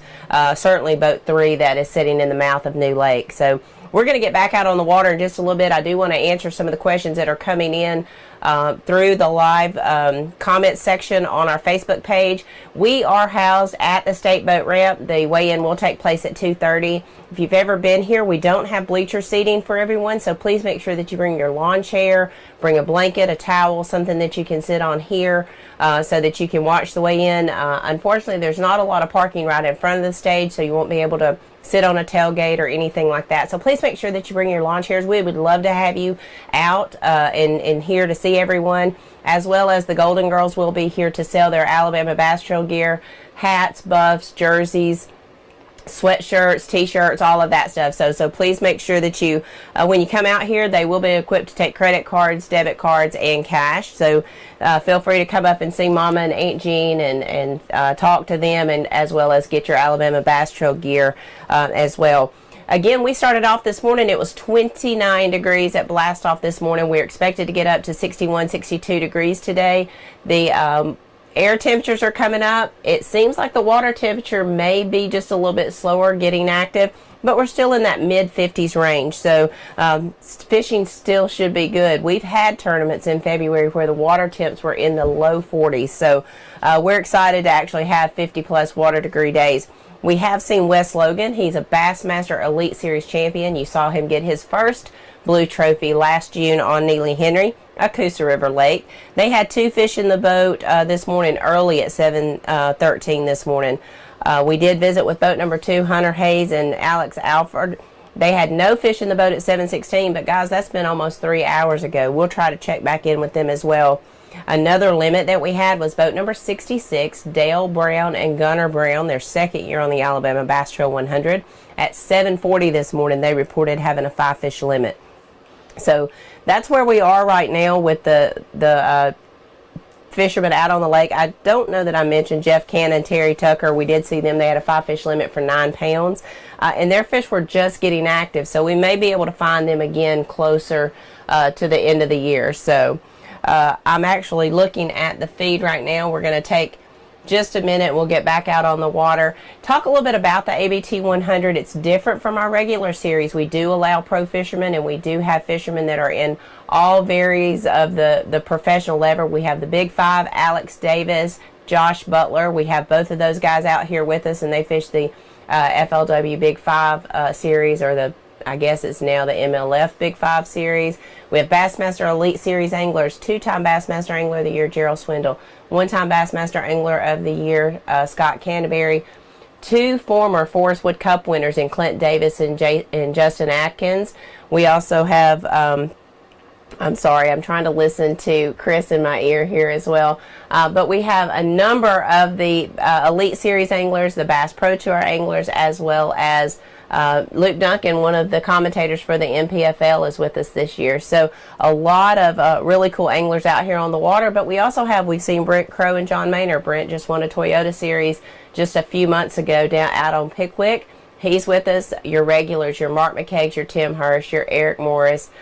You also have Josh Chappell, Paul Davis, all of those guys out there. And we're going to try our best to get around some of those guys. This is one of the smaller bodies of water that we have. It's just hard to leave someone who's catching fish to go find someone else. So it was hard for us to leave Luke and Trey and go find someone else. But we are moving right now. I see someone asking for boat number 63, and that is Brian Stifler, Chad Hall. We haven't seen them. We do have a tracker in their boat, so we'll try to find them and maybe get you an update on them as well. I'll scan back through some of the comments and see what we have going on. If you have a particular angler you would like for us to cover, we'll try to get to them. We try to cover 30 or 40 boats during live, and sometimes we're kept from that just because of where they may be located. And as you saw earlier this morning, cell phone signal is so important when you're trying to produce live TV. So without cell phone signal, the guys can't report in. So we're kind of limited when we go out on the water trying to find good cell phone signal. We have 2 new camera guys out on the water today. We've got Ben and Blake, as well as Miss Laura Agee. They are our camera people out on the water today, and they're doing a fantastic job. This is not easy to go out and run up and down these lakes at 29 degrees. So we're proud of those guys and gals for getting out here with us this morning. Jason, Robbie, and Kenneth are working hard to bring you all the live coverage from out on the water. And we're just trying to stay here at the boat ramp and keep it all together. So just bear with us. We'll get back out on the water in just a little bit. Brian Johnson, we have not heard anything on Walt and Justin. I'm assuming they're probably up near the dam. And then on Justin Mott, we have not heard from Justin. I know they were very excited to hit the water this morning, he and Randall. So we know Jason is out on the water with the team, so we're going to go ahead. Jason, if you would tell us.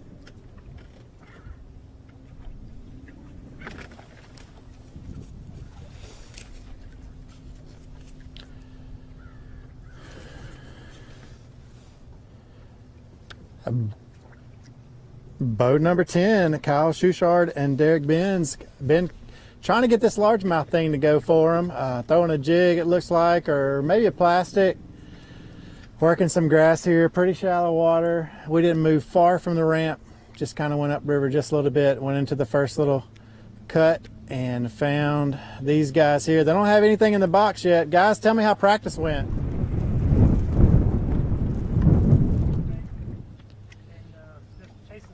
Bait. We kind of started off doing that and couldn't get anything to fire, so we figured we'd try and hit some brush piles. We ran around, hit a couple brush piles, and just trying to keep the largemouth on us in the back of the pockets. And I think we're going to try the main lake stuff next. We got some brush in the main lake. We're going to do that. Yeah, we got to do something different. Yeah. See if we can get back on top of them. So. It's kind of largemouth been in the plan the whole time though, because everybody says you got to have some largemouth in this event. That's usually how you get your kicker, right? Like there's a lot of spots, a lot of 2-pound spots, but you know, usually your bigger fish, you know, usually always down here, somebody's gonna have a big 5-pound largemouth. Yeah. But yeah, we got scattered brush piles over skin and practice. Kind of bouncing back and forth from the bank to brush piles to bait balls and stuff. So if there's good gnats in a pocket or something, we'll just check those and see if we can get one to go. So it's kind of been a plan to try and get a limit of spots and then go flip it. But I mean, if there's good grass in the pocket, we're already there. We're going to check it out. Okay, so while you're here, go ahead and hit this grass. Got it. Okay. They were saying they're kind of working some spotted bass as well mixed in here, and they said while they're here they're going to go ahead and hit this grass. Trying to get a limit quick. Time's getting away from them a little bit though, but they've got some brush piles up the river they're going to hit on the main lake, so have kind of marked some of those as well.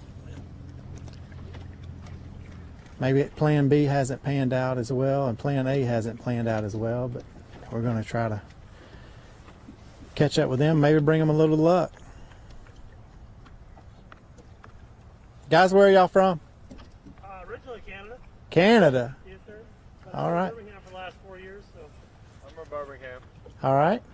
not from Canada. First year on the ABT. Fished ABT before? Yeah, it's my 3rd year doing it. 3rd year. Yeah, Got it. I usually fish the North Series, and then I fished the 100 Series and North Series last year. Okay, cool. So, yeah, I've been doing it since I fished the Open in 2017, and then I fished the ABT North Yeah. for 3 years, and I think this is my 2nd year doing the 100s, obviously. Awesome. Yeah, it's been good. I like it.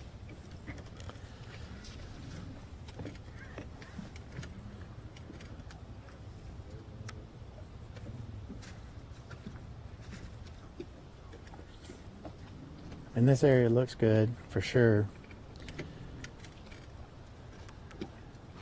Shallow grass coming up on a bluff wall, and then we come up against a dock and concrete wall.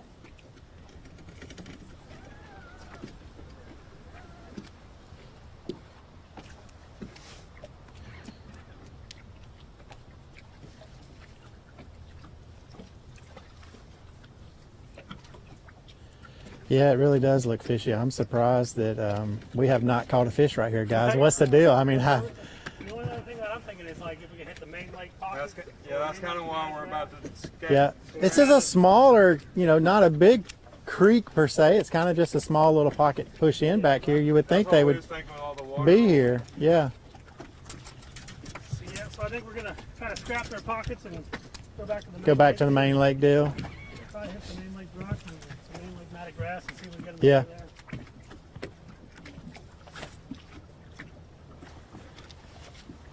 Somebody's got to catch them. Yeah. That sun, once that sun gets real high, though, them brush piles start firing hard. Okay. So later in the day when the sun gets up, Yeah, that's usually when it's that brush pile bite turns on. even though jerk bait bites a little bit better.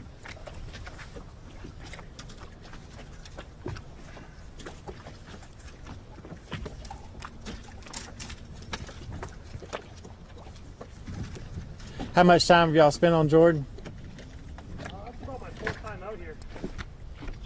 I fished the BFL about 3 years ago here once, and then I did just out here. I think it's like three or 4 days of practicing on the lake, and 2 of those days I just basically grabbed Yeah.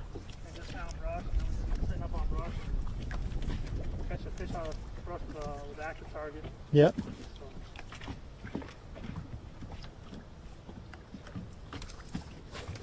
Kind of looking big schools of bait and cleaner water after all that rain. Yeah, it has been a lot of water moving through the system here for sure. Well, the fish too, the water temperature's still almost 60 degrees. Yeah. So they're just like, I think they're so confused on what's going on. Yeah. We got 57 degrees in here right now, 56, so it's still pretty warm considering. Even in practice, we did a lot of random stuff to get by. Really. You want to do wintertime fishing right now, but we have not had a winter until this week, so I don't think the fish are there for sure, you know, kind of thing. So it's in their head that. That's why we try to keep the largemouth on and shallower. Yeah, that's a. Because it's 70 degrees. It's hard not to, yeah. I think the spots are just kind of patterned on the bait too. They're not really located on any structure per se. At least that's what we found. We found a lot of fish that are just chasing bait. So the more bait we can find up these creeks, the better off we've been.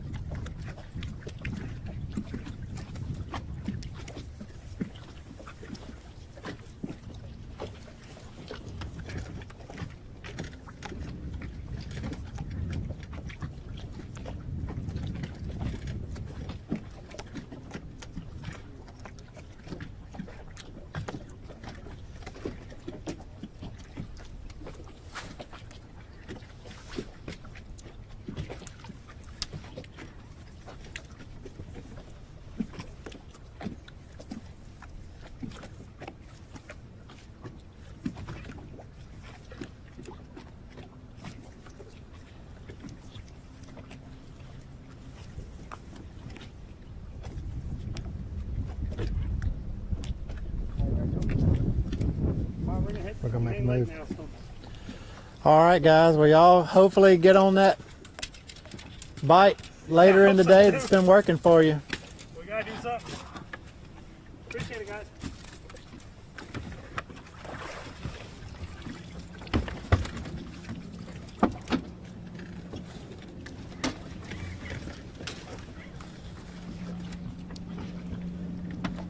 Yeah, I've been at Isabel and Crane, boat 96. Let me just do an update with them and then go to the lake. Okay.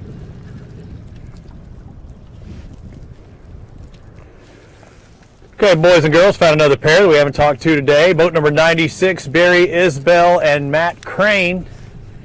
What, am I hearing this right? You got 2 fish for about, what, 3.5, 4 pounds, something like that?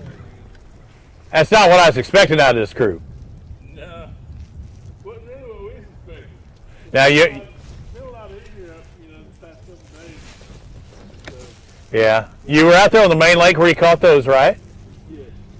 What were you doing there? I hear it was a little bit different than what you're doing now. Throwing a chatterbait and a crankbait. All main lake point base type stuff? Point, grass and rock. How many total bites you think you got out there? We only had 3 bites. 3 bites, 2 fish? Yeah, we probably should have stayed there. The wind's picked up a little bit. Mm-hmm. We'll give it just a few minutes. And just that helps out some. Wind slick this morning, calm. Yeah. Out there, so. But now instead you come out here to the canal, this straight wall, but you did it because you had success yesterday or earlier this week? Yesterday we had several bites right here up in the day. Just picked this jig and sticky head down this bank. Yeah, you're hitting them with the Davy and Goliath, right? I mean, you got the big bait on the right and the tiny bait on the left. Is that just trying to cover your odds? Oh. See if we can get a bite on a jig and a shaky head. A bit both. So. Yeah? Oh, that's good then. Trying to see if we can get a big bite. What in particular are they targeting along this canal wall? Do what now? What are they targeting? What are they looking at, or what are you looking at that you're trying to hit on this particular wall? Just current and rock. Got a few rocks in there. Seems like the current was a little stronger yesterday, maybe. But the current is hitting that wall right there. And there's a little more, it's a little bit sheerer than some of the other sides in this canal. Got a few more rocks right on the bank. When you said did you actually catch some yesterday, or did you see any? We did catch 2, and then I had like 4 or 5 bites. I didn't see Yeah. So I mean, that you had a lot of confidence coming to this spot right now. Do what? Gave you a lot of confidence coming to this spot. I think the boat traffic coming through here this morning. Yesterday there was a few boats coming through here, but this morning there was a ton of traffic coming through here. Yeah. They may not get up there today. Might have spooked them just a little bit. Yeah, a lot of guys. I mean, there's only one way in, one way out, but Yeah.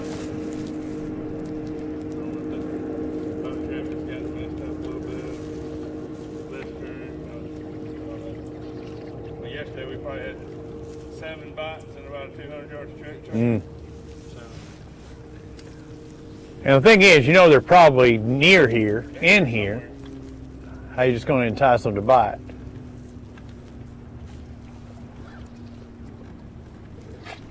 Everything attracted to that bottom too, though, right? I mean, it's just hunkered down behind them rocks.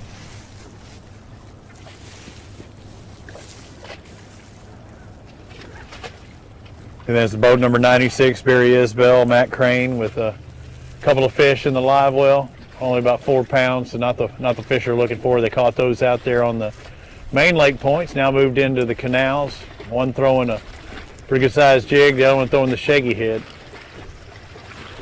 Trying to hit both sides of the spectrum there. Kenneth had to make a long run this morning. I made a run of, I have moved in total maybe 3 miles all day. And that's because I went back and forth to a few places. In miles, how many miles do you think you traveled today, Kenneth?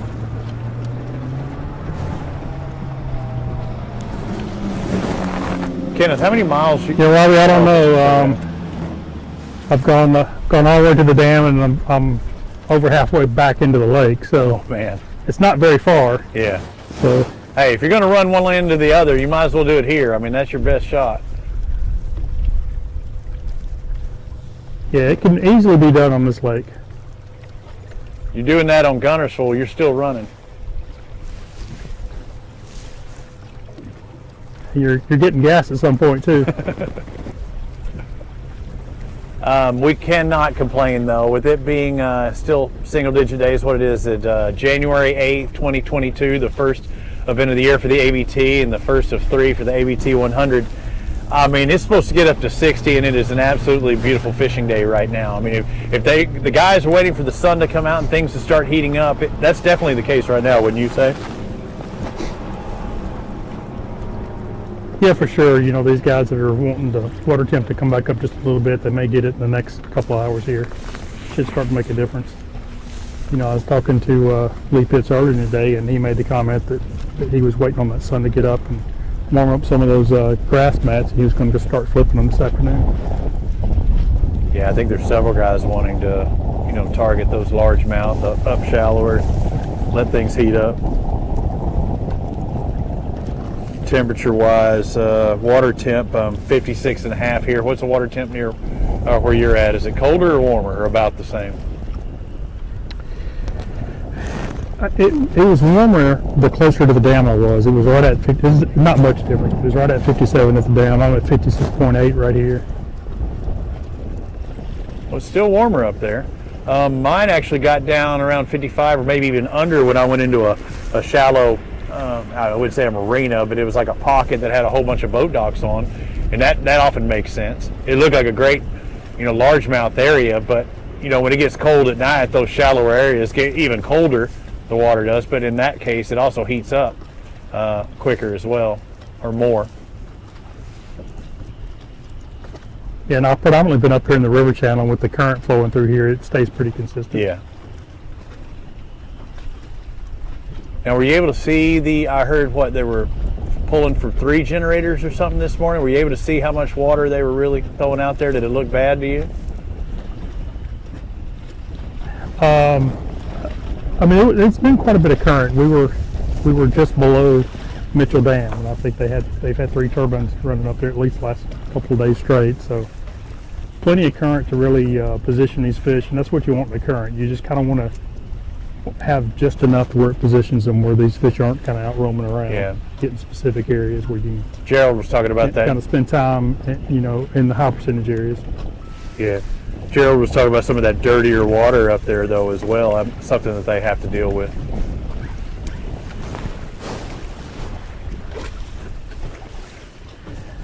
There is quite a bit of color up here, but there's been enough people catching fish, though. It doesn't seem to really affect them, except for it does seem like that they have to get the bait close to the fish. These fish aren't out chasing, which I think when you get clear water, these fish will, you know, the strike zone gets a little bit bigger because these fish will move more to eat the bait. Right. We still got plenty of time. The first flight checks in at 2:30 this afternoon. It's about 10:22 here local time, so we're on air for another 40 minutes or so. But again, no real whoppers being caught today. We have seen, 11, 12 pounds, probably our theoretical leader. It's the smallest of our lakes on the Alabama Bass Trail, whether it be the 100s or the series. But with 100 boats on it, this thing should fish just right. I mean, you should have plenty of opportunity to fish the places you want for the most part. Yeah, and I heard Kay doing the recap earlier, and I don't think she heard me when I was on Kevin Allman and Jack Gibbs earlier today, but they told me they had about 12 pounds when we were on there. Okay, so I mean, 12's good, but probably that's not going to win it. But I mean, that gives you a great start.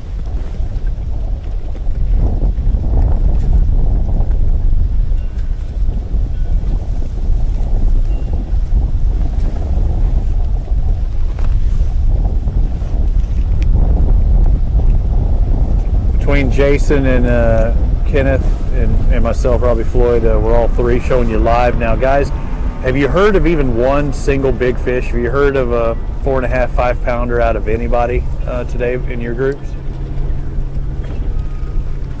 4 pounds is the biggest I've heard of. We got one on here. This could be one. We're swinging it around. Had any. Well, we got a keeper, but it's not a big one, but that'll definitely help out their chances. And that came on the jig. We got a jig fish.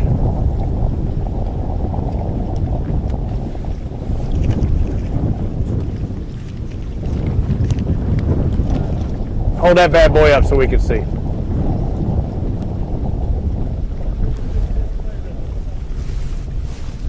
Hit it pretty good or soft? Soft? Huh? Just had it in his mouth, moving around. If it was a practice day, you'd have just let him just sit there and move around with it, huh? Was this part of that stretch that you had the success on yesterday?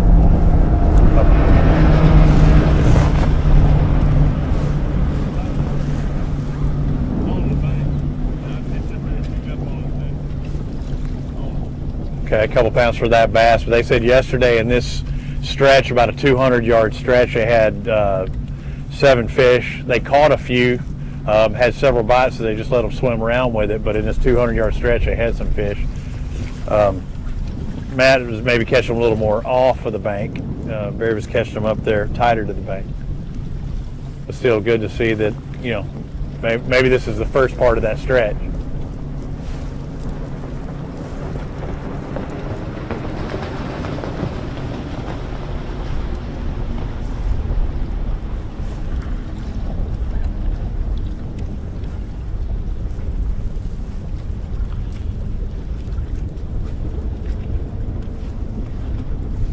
Guys, we caught up with the team of Shane Mears and James Mears. They are fishing Main Lake stuff, throwing a crankbait just right that microphone, now. Jason. Said they've been just bouncing around, hitting these Main Lake deals. Got maybe about 8 pounds, not a limit yet. But hey, adjust your microphone, Jason, if it's near something maybe. Sounds funky.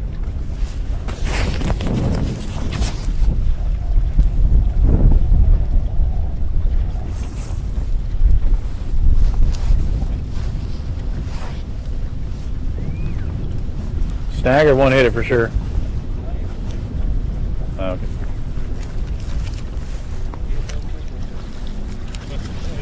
When in doubt, set the hook. Have to check.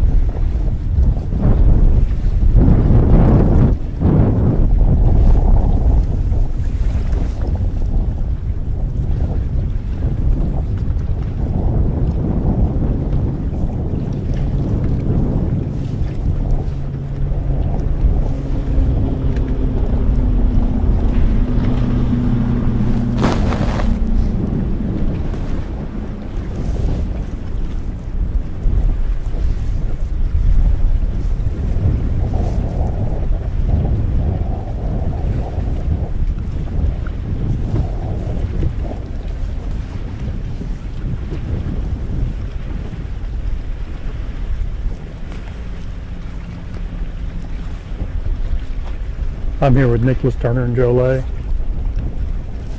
Need to get your drift sock going. Guys, huh? how's your day going so far? How's your day going so far? Got 5, but ain't no size. 5, no size.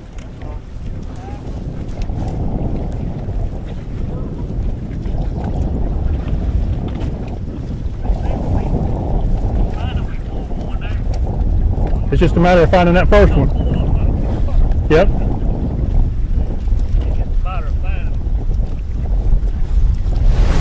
It's Joe Lay and Nicholas Turner.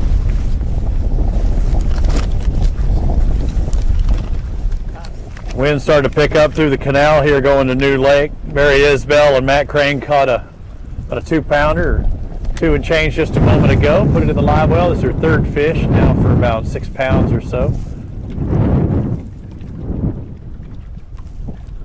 Actually seeing some rocks and a swing and a miss on one off of that bank, it looked like just a minute ago, and finding some rocks or either rocks or the fish that bit, but it wasn't against the bank, it was out a little ways. Were you seeing rocks off of the shore? I can see those rocks that stick way out. Yeah. I didn't even pay enough attention to it yesterday because it was biting up there. Right. So yeah, yesterday we were biting up, a little more towards that bank, so he didn't look for the stuff off of it. But typically what's going to happen, they pull off of that bank, well, they're going to go somewhere, and they're going to load up on those rocks. And he stumbled across a couple right then.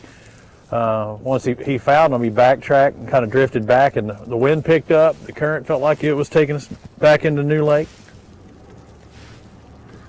See if anything's living on the back side of these rocks.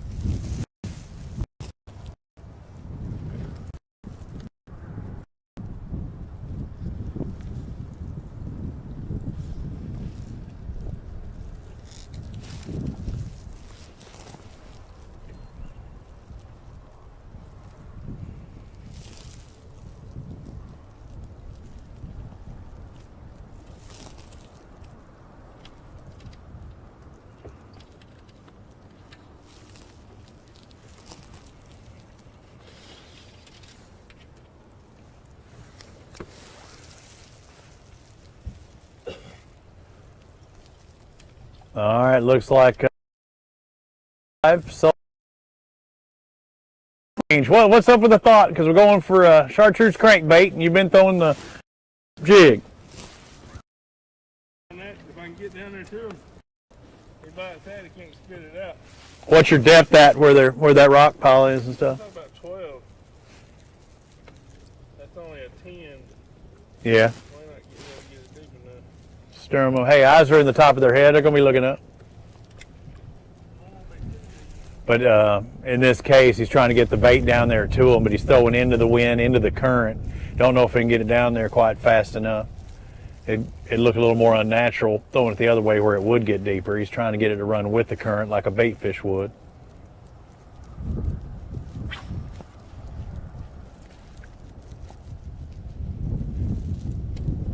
You know my style, I'd go out with the pros back in the day when, back in 2005, and we'd be in 8 foot of water, and I'd throw me a DD22. I'd get it down there, man. I like to call that the dredge. That could be the same thing you're doing here. I need to go down 12, but you got to do it pretty quick, so you might as well grab a 30-foot lure. I might have to dig around and get a 16, I don't know. The issue is just throwing into the wind and the current, and everything's going against you, right? I mean, you're in that zone for just a brief amount of time. Because that current's running with you, it's really not going to want to let that bill get down there and get deeper. Oh, and then you find the rock. And that's oftentimes why you don't want to be throwing that as well. If it catches a fish, you don't mind.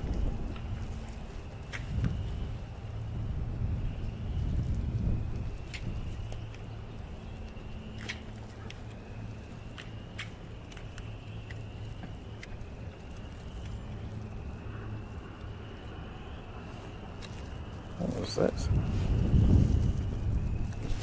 Only got about a little less than 30 minutes left till we get to the top of the hour.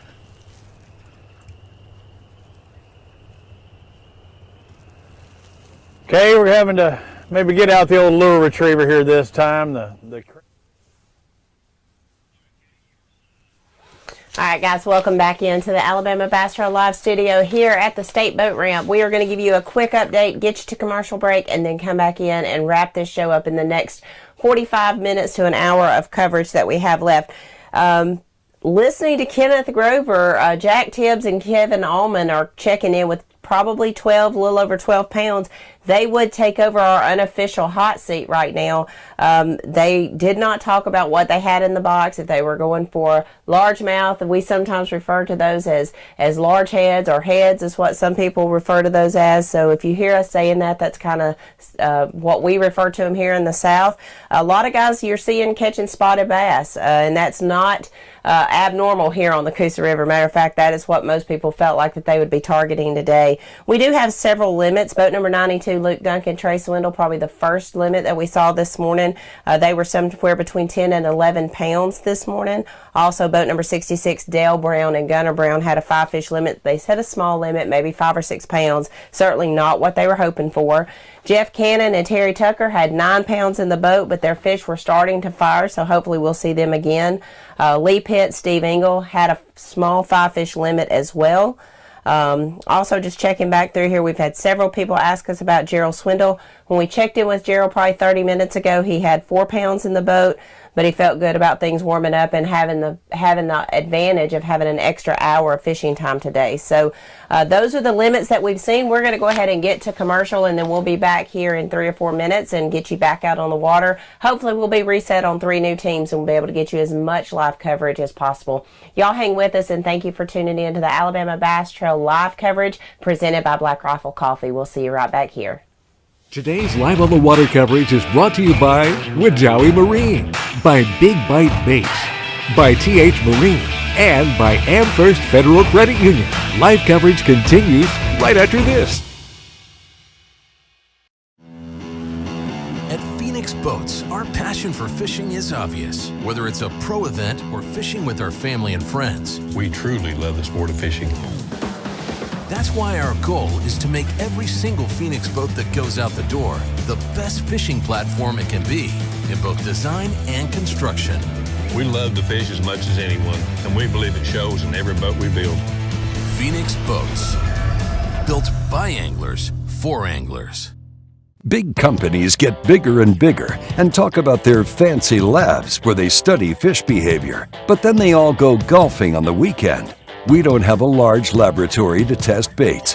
Why, you ask? We don't need a big laboratory because our pros fish, our employees fish, our salespeople fish, our suppliers fish, our mold builders fish, our owners fish, and our kids fish. This is our laboratory. Our R&D comes from time on the water, learning how to make fish bite. We don't have other hobbies. We fish. We fish all year in all conditions across the whole country. All that time on the water brings us thousands of hours of testing new products and improving current ones for all species. We're a family-owned U.S. company that has many of our products made in America by American workers. The products we don't make in America, we make in Guatemala, which supports many families in that country as well. If you didn't already know, AmFirst has great rates on auto loans, and boat loans, and motorcycle loans, and really any loans, including ones for your business. With a variety of terms as low as 2%, we're kind of hard to beat.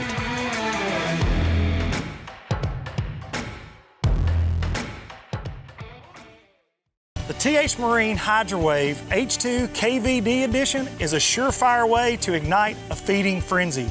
The HydroWave utilizes a sound-emitting technology that imitates bait fish and other feeding fish below the surface that preys on the competitive nature of bass and other game fish to get you more bites. The HydroWave is another way that TH Marine has you covered from transom to trolling motor.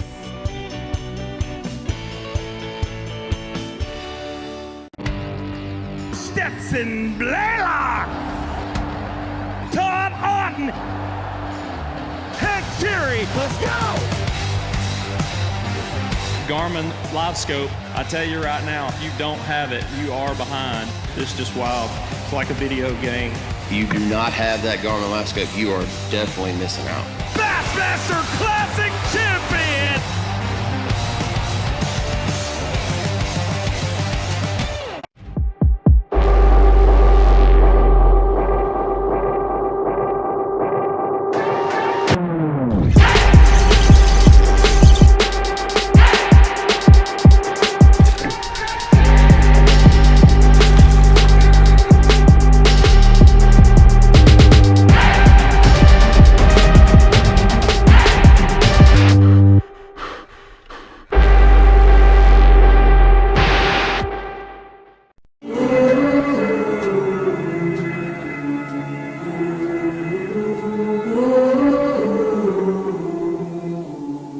Things you let me see.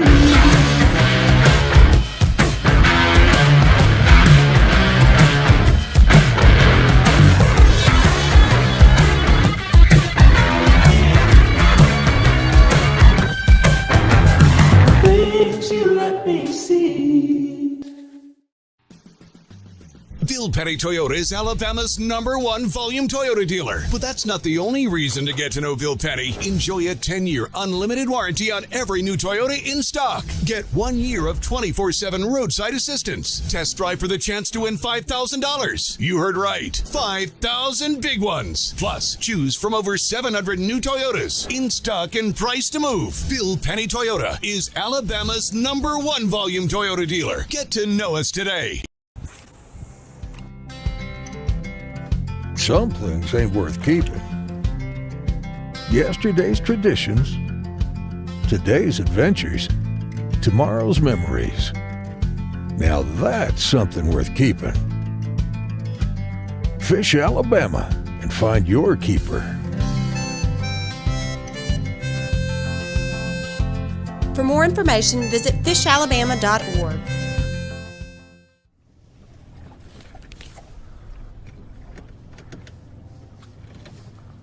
What kind of numbers you got, guys?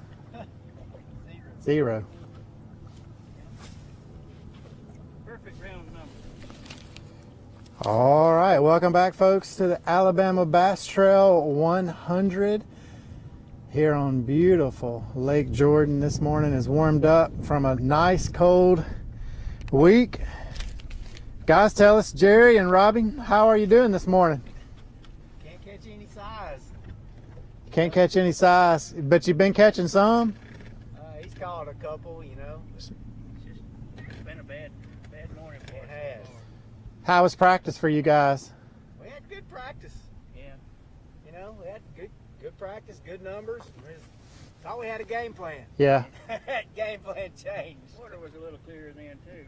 The water's dirtied up a little bit, hadn't it? Sure has, yes sir. Sure has. I'm glad that fireball has finally come up because it was cold. It was cold for sure, right? How many spots have y'all been on this morning? 6. Yeah, bunch. 6. 6 spots? Yeah.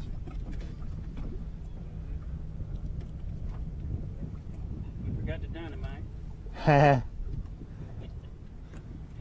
Left it at home today. And are we shaky head? What are we dragging here? Dragging a jig now. Dragging a jig? Shaky head. Yeah. Now I'm dragging the jig. Just changing up. Yeah. That's the team approach for sure. Yeah. You know. Ain't working yet. I'm facing drag Carolina rig. Needs to drag a rig.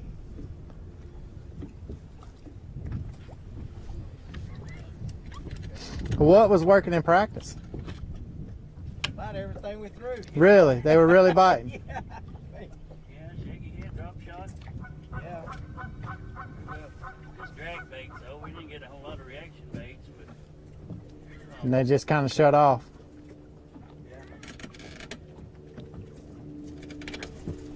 yeah, it's all right.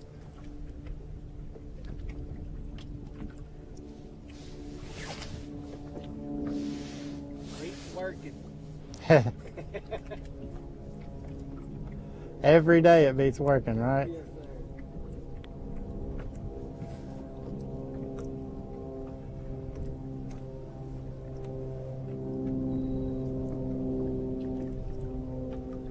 People got some pretty good catches so far. We've seen a few limits. Yeah. How far have y'all been? This is furthest up we've been. Okay. So. Oh, I just wonder how many went to the dam. Oh, we've got a guy up at the dam. They made a run to the dam for sure.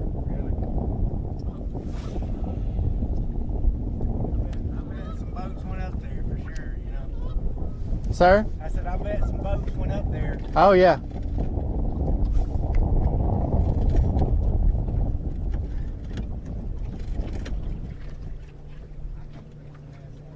Where are you guys from? I'm from Cedartown, Georgia. Georgia. I am. He's Yep. from Arley. Okay.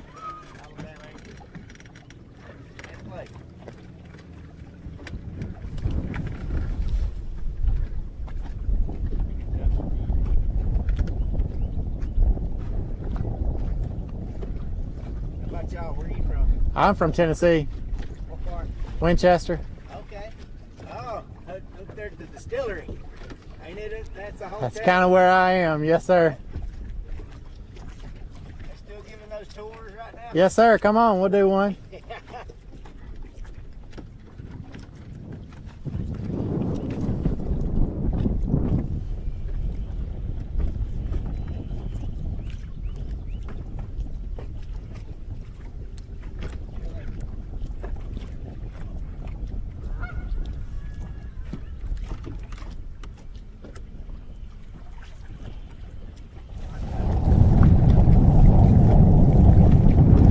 Yep.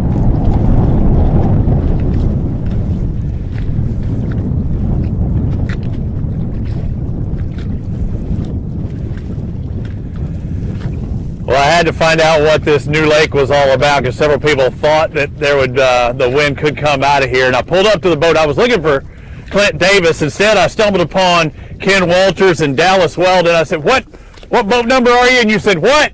100. And then I said, "You got anything in the boat?" And you said, "What?" About 20 pounds. You've got 20 pounds by 11 o'clock this morning. Not even 11 o'clock. You got 20 pounds.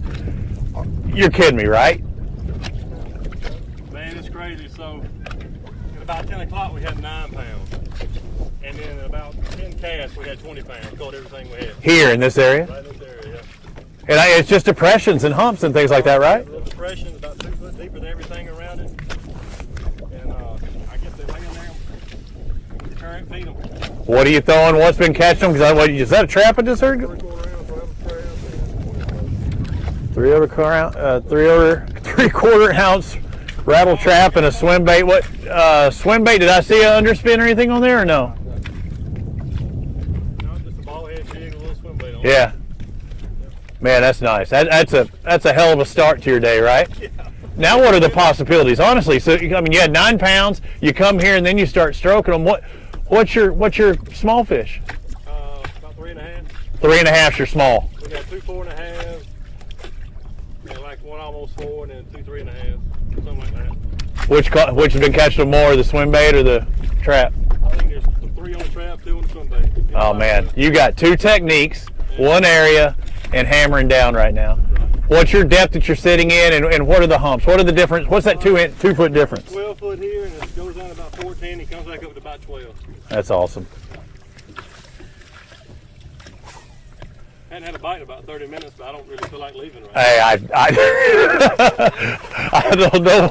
I don't think I would leave either. I mean, you got 20 pounds.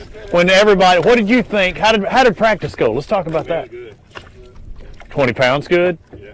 Really? I told my friends, I said, if I don't have 20 pounds, I was disappointed. Man. Of course, the spot I thought was going to catch them on didn't pan out. That's where we caught the 9 pounds. Yeah. But we idled over this place, and I mean, it was all dinged up on that Lowrance draft, dude. I told him, I said, look at that. Hey, I put a waypoint down. I named it ABT. Yeah. Because that's where they're sitting. And that was today, or you saw them yesterday too? Yeah, right before we started catching them. Did you see them yesterday? Yeah, but they were about 20 yards that way. So they're moved a little bit. A little bit. That's all right. You just had to locate them again. Anything else you dragging on the bottom? Nothing? Man, I caught one on a worm. We caught them on tubes. We caught them on chatterbaits.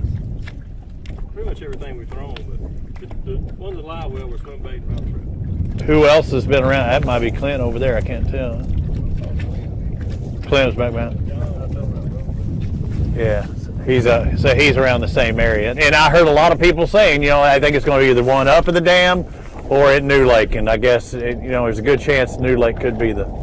On our way out of here. I stopped on this spot, idle by, saw a big school of Yeah. marked them, turned around, got set up on them, and it was pretty good for about 15, 20 You seeing the bait fish with them?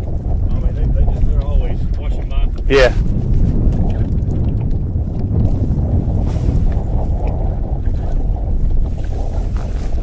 Well, that's awesome. That could be a big day for you too. See the Phoenix boat. What? That's an extra $7,000 could go towards it. Yeah, Wadali an extra 1,000. Did you finance through America's First? Hey, you lost out on 1,000 there. Hey, good job. Don't keep it going. But again, I say lost out. You got to win first. No, I did. Don't put that bad mojo on me.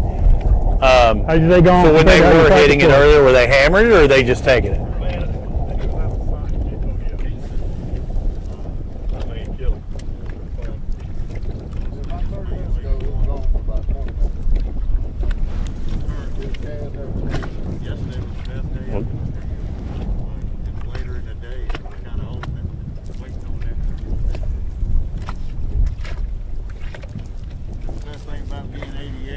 No, Kenneth's out there with another pair. He had what I thought was the leaders earlier with early today with about 12 pounds. But Kenneth, I think I whole shotted you. I got 8 more pounds than 12.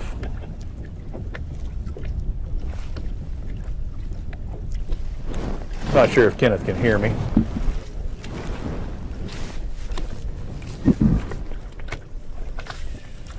I'm with John Brown and Trey Searles. They got 3 small fish in the boat. Joking on social media about boat 100, you know, it couldn't be any worse. I was saying that's the best boat number I've had over here, really. I mean, in ABTs, it's normally the mid-100s, and it was crazy. I went right to where I wanted to start. There was a guy about 75 yards away from me. And we probably caught 35 or 40 fish off that place. Are you kidding? You caught 40 fish this morning? Oh, yeah. But they were all Yeah. I mean, it got you 9 pounds, but I mean, 35, 40 fish. I mean, that's, you never know. We've talked to quite a few boats today, and it's been scattered here and here.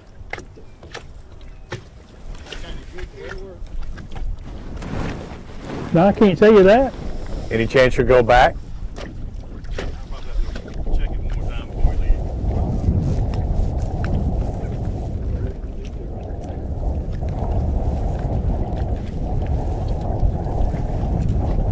Yeah, with that kind of weight,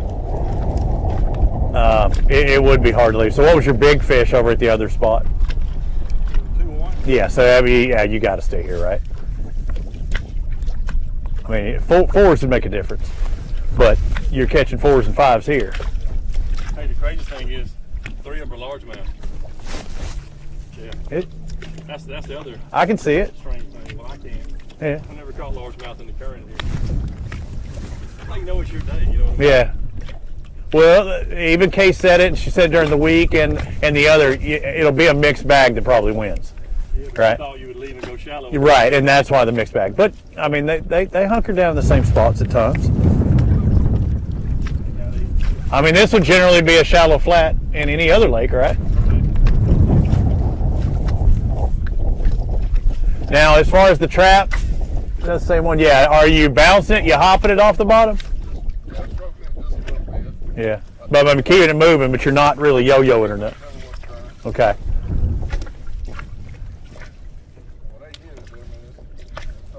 Yeah, nothing better. Any misses today as far as like break-offs or have them on or nothing? We've had some pull off, but we haven't missed it. I mean, nothing I thought would happen. Yeah, looks like they're back on to us on the live show. Oh, my microphone didn't shot out my bucking bass. I still can't believe, for those of you watching on Alabama Bass Trail 100.org or our Facebook page. These guys moved from a spot where they caught 40 bass this morning, but they were all smalls. In practice, they caught a couple 4-pounders in that area, but they caught 40 fish this morning. Their smallest fish right now is 3.5 pounds.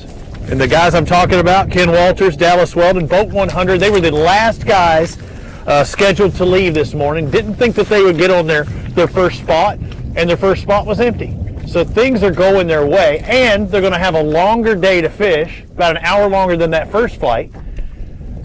But what do? You got another spot that held 40 fish this morning, but no big ones, but he caught 4-pounders yesterday. Goes to his next spot and catches everything, culls it out, and his small fish is a 3.5 pounder. Do you leave? I don't think so.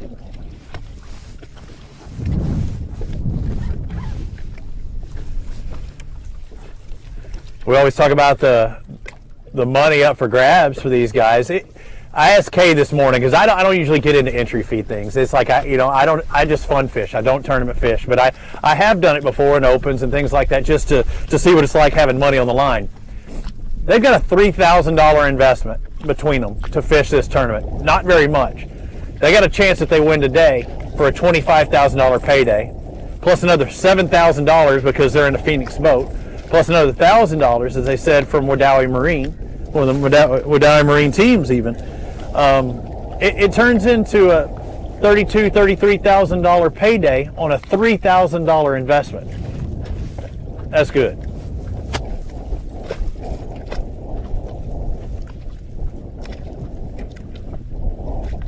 I mean, you might actually have to hit the casino when we leave here. It's going to be an early afternoon. You can win this thing. You might have to go, put some down on the tables. I lose fast enough fishing.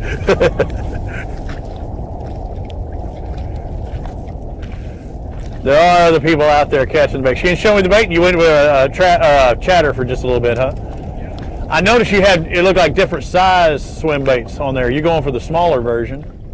I saw a big one. That one? Yeah. That's the one we were catching on the cutter still. Okay.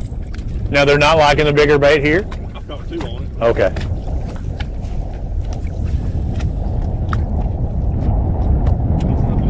Yeah.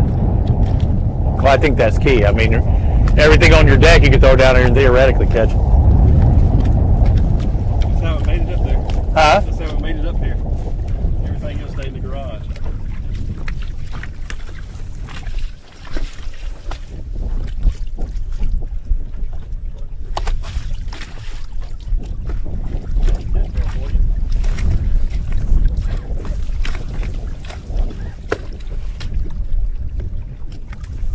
Now, are you looking on there and on your graph and trying to chase them out there? Or are you just trying to stay in one particular hole, or there are multiple holes? No, it's just where they were in practice is right over there. When I marked them when I pulled up, they're out this way. I'm just kind of going in between those 2 areas.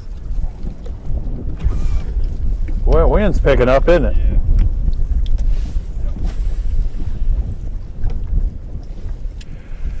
Yeah, for those of you watching, it was a pretty calm start to this morning, but the wind is definitely blowing much, much more now. I'd say 10 to 15 miles an hour, at least 10 here in the past few minutes. I'm going to swing around, get another lap of these guys.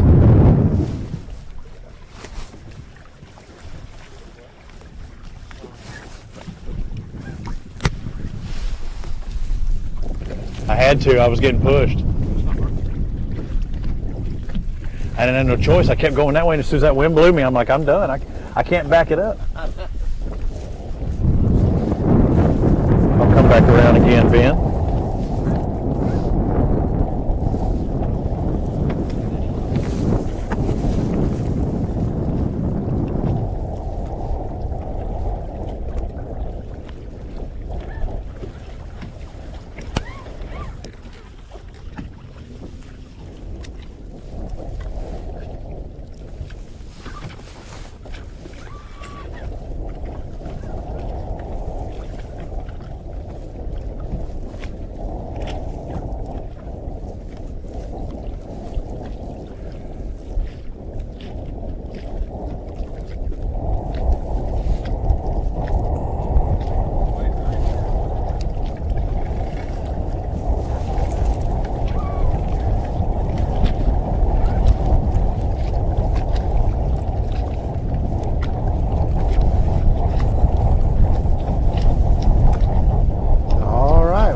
made a move and slid on up to boat number 98. Third to last getting out this morning, Austin Dunn and Joe Discerni. Yeah. A couple in the box, maybe going about 5 pounds. MPF How far are you gonna guy move? here, Joe, tell us a little bit about what's going on this spot. But around this area. Where'd you say you thought Clint was earlier? Up that way? Okay, I'll ask him.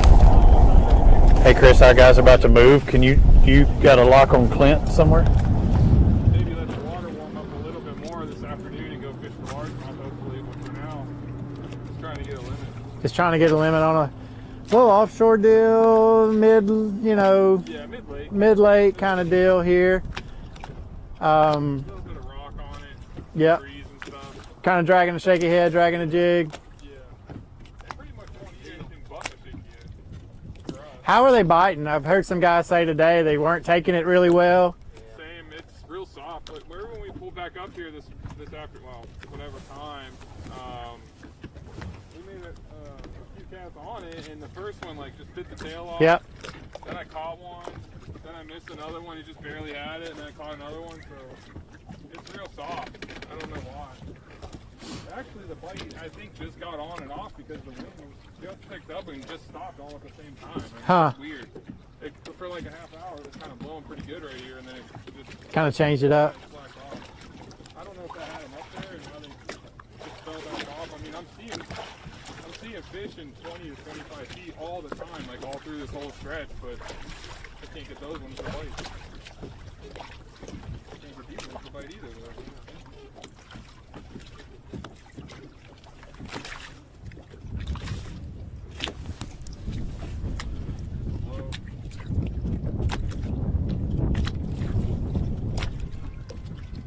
Frustrating, that's for sure. Yeah.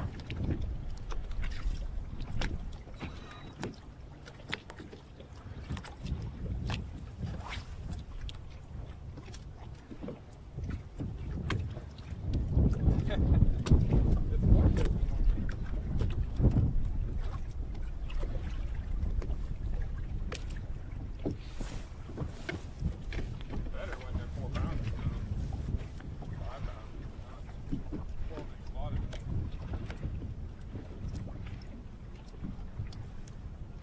I don't know how much longer we're gonna stay here.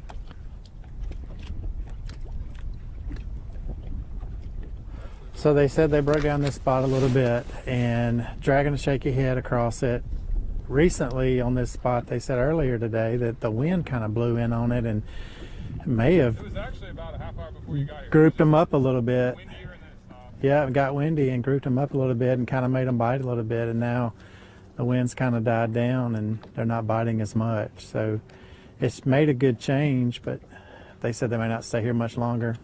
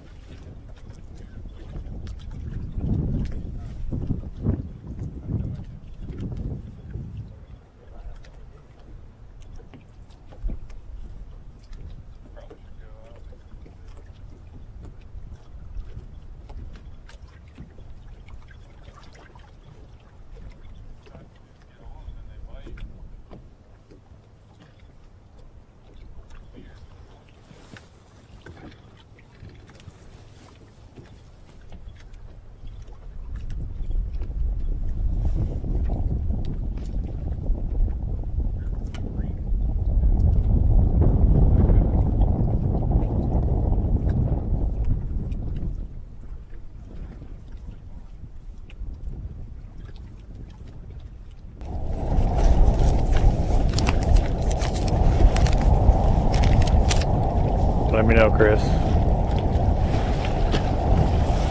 Yep, let me know.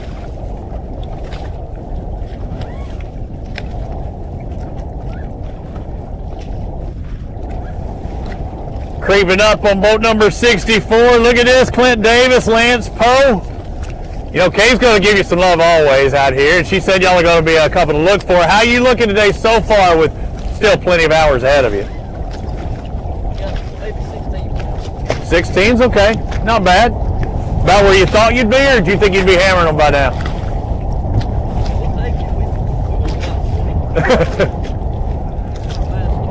All right, what about locations? Y'all been hopping around a bunch. I know you're trying to go stealth and hide from me in this unwrapped Phoenix boat. everything we got in the lake. Yeah, everything in here. Not leading into here. Not leading into here or nothing, just everything in here. What have you been doing as far as bait selection, and what are you looking at underneath the surface? Swim bait. Road beds in here, depressions, humps. What you looking at?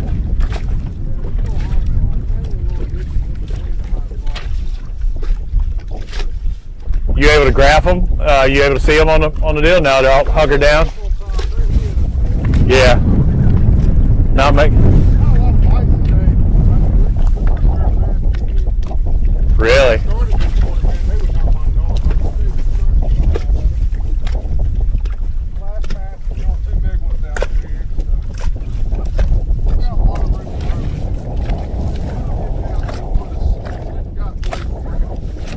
Yeah, so you got 2 4-pounders, 16 total? 3 that are 4? Okay, so you're doing all right. 3 4-pounders are good. There's your 12. You just need to keep at that pace to get your 20. Made 3 passes. So how many, stand here in New Lake, how many different areas do you hit? We'd like to hit a lot of them, but there's a boat on about every... Point at. You point me a direction. Point me a direction where there's a boat on every one. Right there where that boat is? Okay, I got you. All right. Is that the juice? Is that the good spot? Yeah.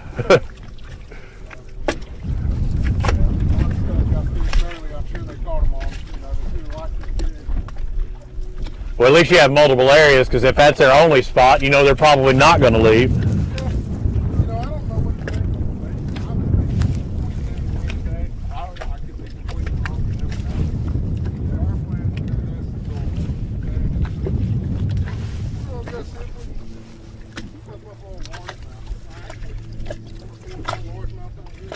You can walk to the back if you want. I can't believe you're gonna leave a place that's probably holding 20 pounds to go hunting for a fish that you hope is in that area.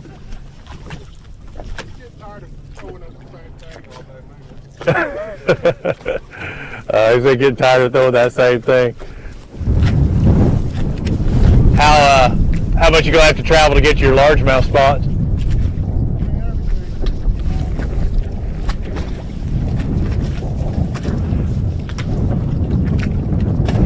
Uh-oh, you got some wanted to come and visit you. Didn't want to go largemouth. I mean, of course, a lot of people think it could take some largemouth to win this thing. Did you have success in practice for the largemouth? Makes sense. Hey, it ain't like you don't know how to catch them, but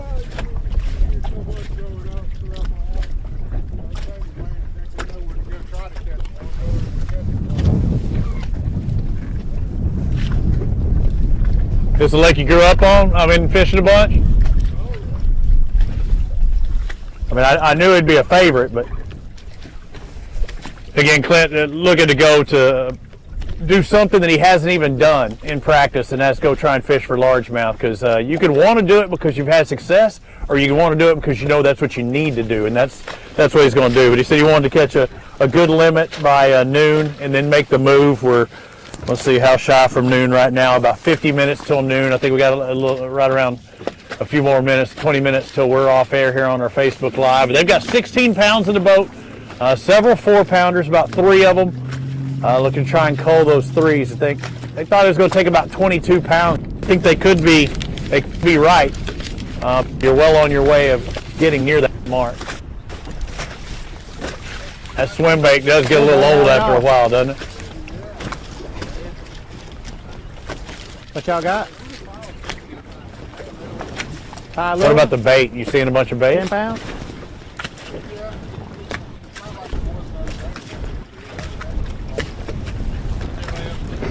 About right there.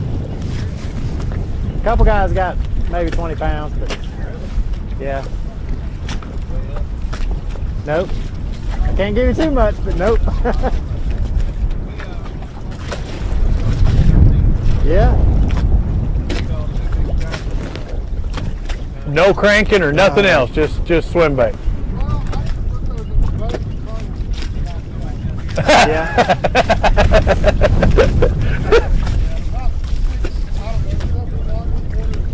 Yeah.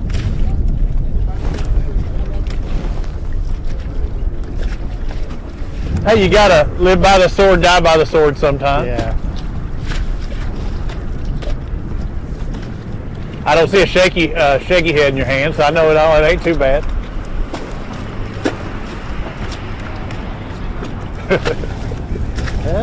Not yet. What color is it? Good to have three pairs live here on Alabama Bass Trail 100 live right now. I'm Robbie Floyd with Clint Davis and Lance Poe, two of the pre-tournament favorites, and I'd have to say they're still one of our favorites with about 16 pounds in the live well right now. Jason, I'm not sure who you're with, or Kenneth who you're with, but my guys have been catching them. It didn't start off the way they wanted to this morning, but still 16 pounds before noon ain't a bad start for them.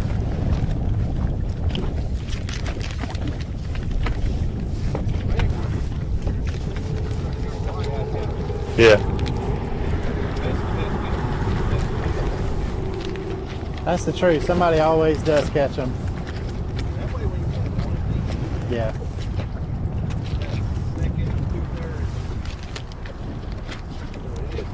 (10-4). Alex Davis. Eric Morrison, Alex Davis, boat number 40. Got a limit. Small limit, Eric says. Eric, you guys said y'all were practice up, practice down, moved around a lot.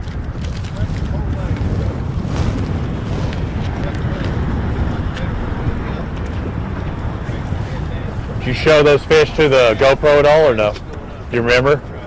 Yeah. Yeah, no, and I didn't either until I just saw it, and I'm like, And it's I mean, it'll still catch it. Yeah, hey, that's solid.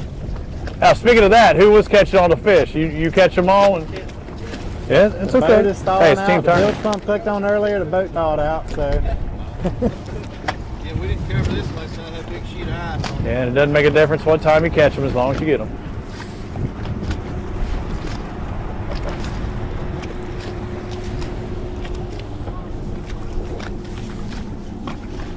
It's a ditch.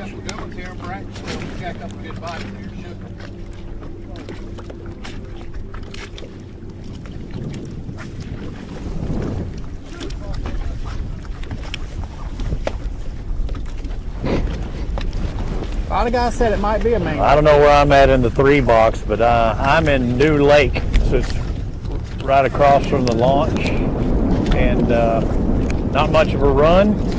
Boat 64, Clint Davis and Lance Poe. Out here in the open water, it looks like open water, but there's some depressions and ditches and humps and things like that, and the fish are really congregating around. Hadn't had a bite in a little while, but they have caught a good amount of fish in here at 16 pounds. Gosh, I'm told to unmute, but I am unmuted. I'm in the top left-hand corner with the, looks like Team Sims here in the Phoenix boat, staying warm. It's almost time to take off some of this outerwear. I mean, it's getting toasty. He said he is sweating.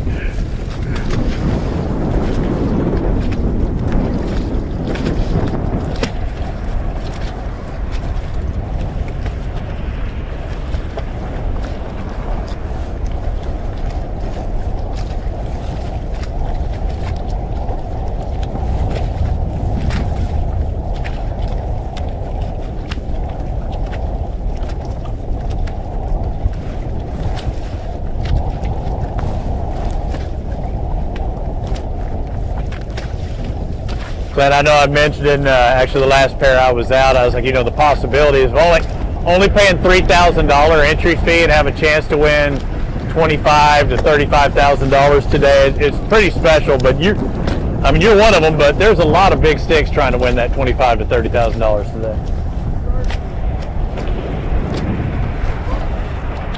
Yeah.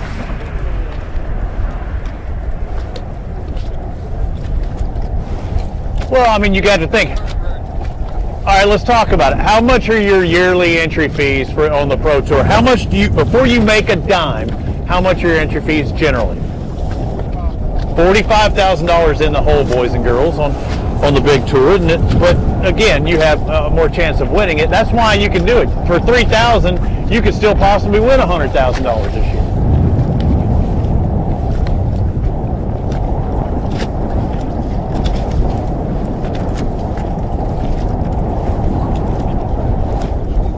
Now, I've been bringing good luck to everybody. I ain't even going to tell you what I've seen today.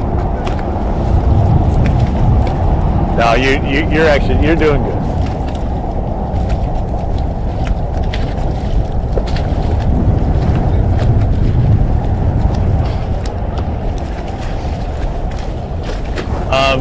Speaking of that, though, I know you said you were talking about looking for largemouth.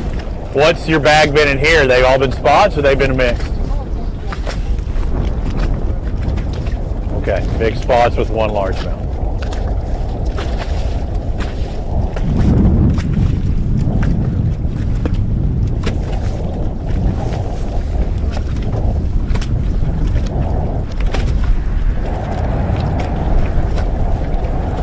Might be nap time right now.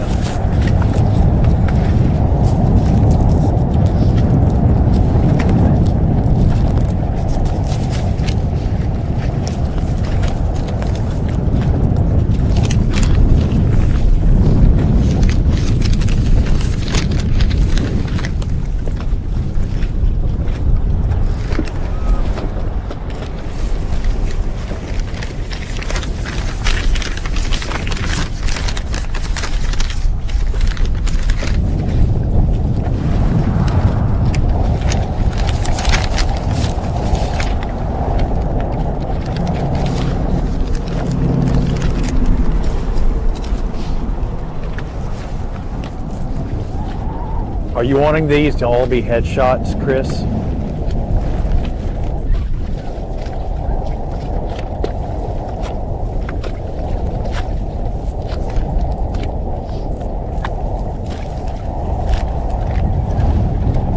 Chris, are you wanting these to be headshot stand-ups for our Busch Light deal?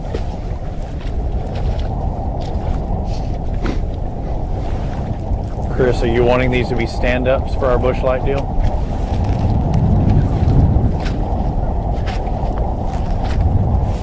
Can you run this?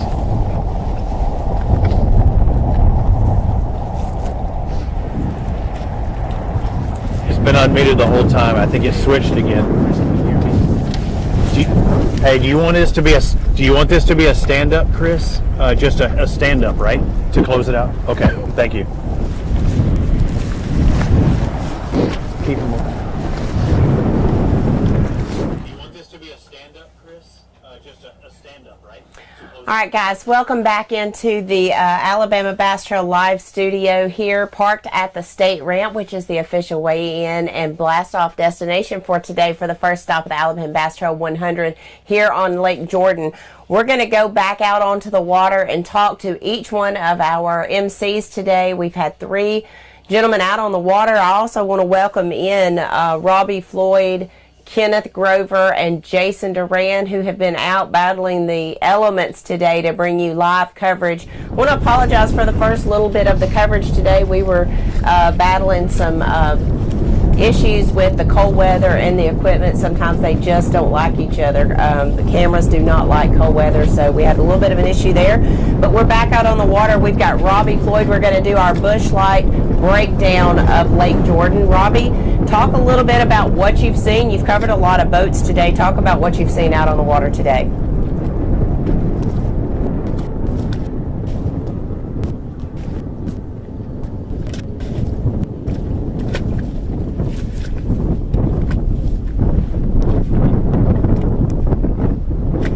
I've seen a lot of guys trying to win that $25,000 and gonna kick back and grab some bush at the end of the day. That's their goal. And guys like Clint Davis and Poe and Davis, I think, are doing the right thing right now. I mean, they didn't catch a fish they wanted earlier today. They went to another spot, and then they started getting them. We've seen a couple of guys get that. These guys got 16. We might have another pair that have 20. It's going to take more than 20 to win here today. But the one key that I've heard is most of the guys wanted to catch those fish, get a good limit, and then go catch the largemouth. So no matter how much the spots, how prevalent they are, everybody that wants to win this thing, which is everyone, wants to catch largemouth later on the day. But is it guys like Clint Davis, who's been on this lake many a times, knows how to catch those largemouth? He hasn't practiced catching largemouth leading into this event here at this lake. So the big question mark is, will this heating up, will the water temp, will the sun, will it make a difference in those largemouth bite later on in the day? Because it's going to take largemouth probably to jump over 20 pounds. That's the big question we're going to have to find out, guys.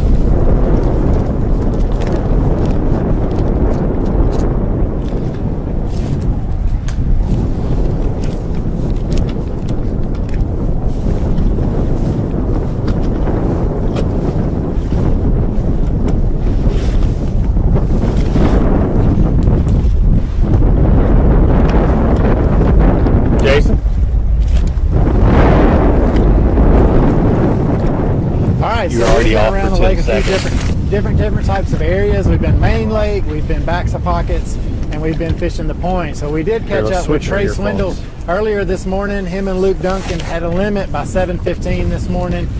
We're still in that area. When we pulled up on them, they were able to come through hear me now, right? that area and really take their time and work through that area with I had to put another earphone in. Before they left, they did pick up the crankbait that they said they didn't want to have to throw, but they did pick it up and throw it, and caught another one and were able to cull up a little bit. So they're sitting a little over, maybe close to 11 pounds, but that's probably not going to be enough, and they know that as well. But they were able to go, and after they left that area, they moved and said they were going to go largemouth fishing. They said the plan for them was to go swim a jig. Luke said he was just going to be the net man for the rest of the day because Trey's really the man when it comes to swimming a jig. So hopefully they were able to go make an upgrade there. Everybody knows at this point that you're probably not going to be able to do it just on spots alone. You're going to have a largemouth or 2 or 5 more than likely. So pushing up towards that 20-pound mark like we hear some of these other guys have, you know, we're going to have to see if they're able to do it as well. So let's see what Kenneth has. He made a big run earlier this morning.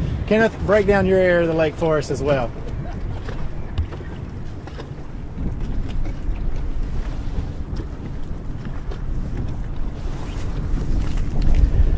Well, Jason, we started our morning with a cold run. I didn't run too fast, but fast enough to still get cold. We went all the way to below Mitchell Dam. And typically on this lake, when we have tournaments, you know, the ABT series and the South Division, we see a lot of boats up there. A lot of them get up there early. A lot of them stay up there all day long. We got up there was 5 or 6 boats. One boat didn't have any fish. One boat had caught one while we were there and had 4 fish in the boat, but they were all small. And they didn't stay very long. There were 2 boats right up against the dam, and the current was so strong I couldn't get up there. We didn't have signal, so we couldn't do live coverage up there. We did a little bit for TV, but I didn't really spend much time up there. We came back down the lake pretty good ways in order to get good signal. But we pretty much stayed in the river all day long, main river stuff. There weren't many people back in the cuts and pockets. A lot of guys had fish, a lot of small fish. I think the best fish we saw was Jack Tibbs and Mr. Allman, and they had a little over 12 pounds with a 4-pounder in the box. A lot of these guys are expecting to have a better bite later this afternoon. I know when we saw Lee Pitts, he said that his plan was to finish out his limit of the small spots, start flipping the grass. He felt that if he could get 2, 3, 4 bites in that grass, it would increase his weight by quite a bit. Guys, you heard it here. We broke down the lake. We did a bush light breakdown of Lake Jordan. And, one thing we want to talk about is your unofficial leaders, Ken Walters, Dallas Weldon. They say they've caught over 40 fish, and they currently have 20 pounds in the boat. Second place, that would be Clint Davis and Lance Poe. We knew that we needed to watch them. They're reporting that they've got about 16 pounds in the boat, so that is 2 Great weights to start off with. We've seen several between that 10 and 12 pound range. I think the weigh-in this afternoon is going to be very, very exciting. I want to thank you for hanging in here with us today. We did experience some technical difficulties when we started this morning, but overall the day has been phenomenal. It's been a great start to the Alabama Bass Trail fishing season. We look forward to getting back here this afternoon at 2:30 for the weigh-in. If you're going to stop by, please make sure you bring your lawn chairs, a blanket, something like that you can take a seat on. We will be weighing in everyone here at the State Boat Ramp. Some of the big names that you're going to want to see, your Gerald Swindles, your Scott Canterbury's, your Clint Davis, Wes Logan that had his first win on the Bassmaster Elite Series last year, Josh Butler, Alex Davis from the Big Five Tournament series, as well as Greg Vinson, who fishes the BPT, a local guy here. We did not get to catch up with him today, but we know he's going to have a big bag when he comes to the stage today. Thank you for hanging in here with us today. We've had a great time entertaining your comments and your questions on live. Be back this afternoon at 2:30 to watch some fish come across the stage. Thank you, Black Rifle Coffee, for sponsoring today's Alabama Bass Trail Live. We will see you back here at 2:30 p.m. Alabama time. Thank you. This has been live coverage of the Alabama Bass Trail 100 Series, presented by Black Rifle Coffee. Special thanks to Phoenix Boats, TH Marine, and First Federal Credit Union, American Bait Works, Bill Penny Automotive, Garmin, Big Bite Baits, Widali Marine, Bahio Sunglasses, Lou's Fishing, Strike King, and by Sweet Home Alabama, the Alabama Bass Trail 100 Series.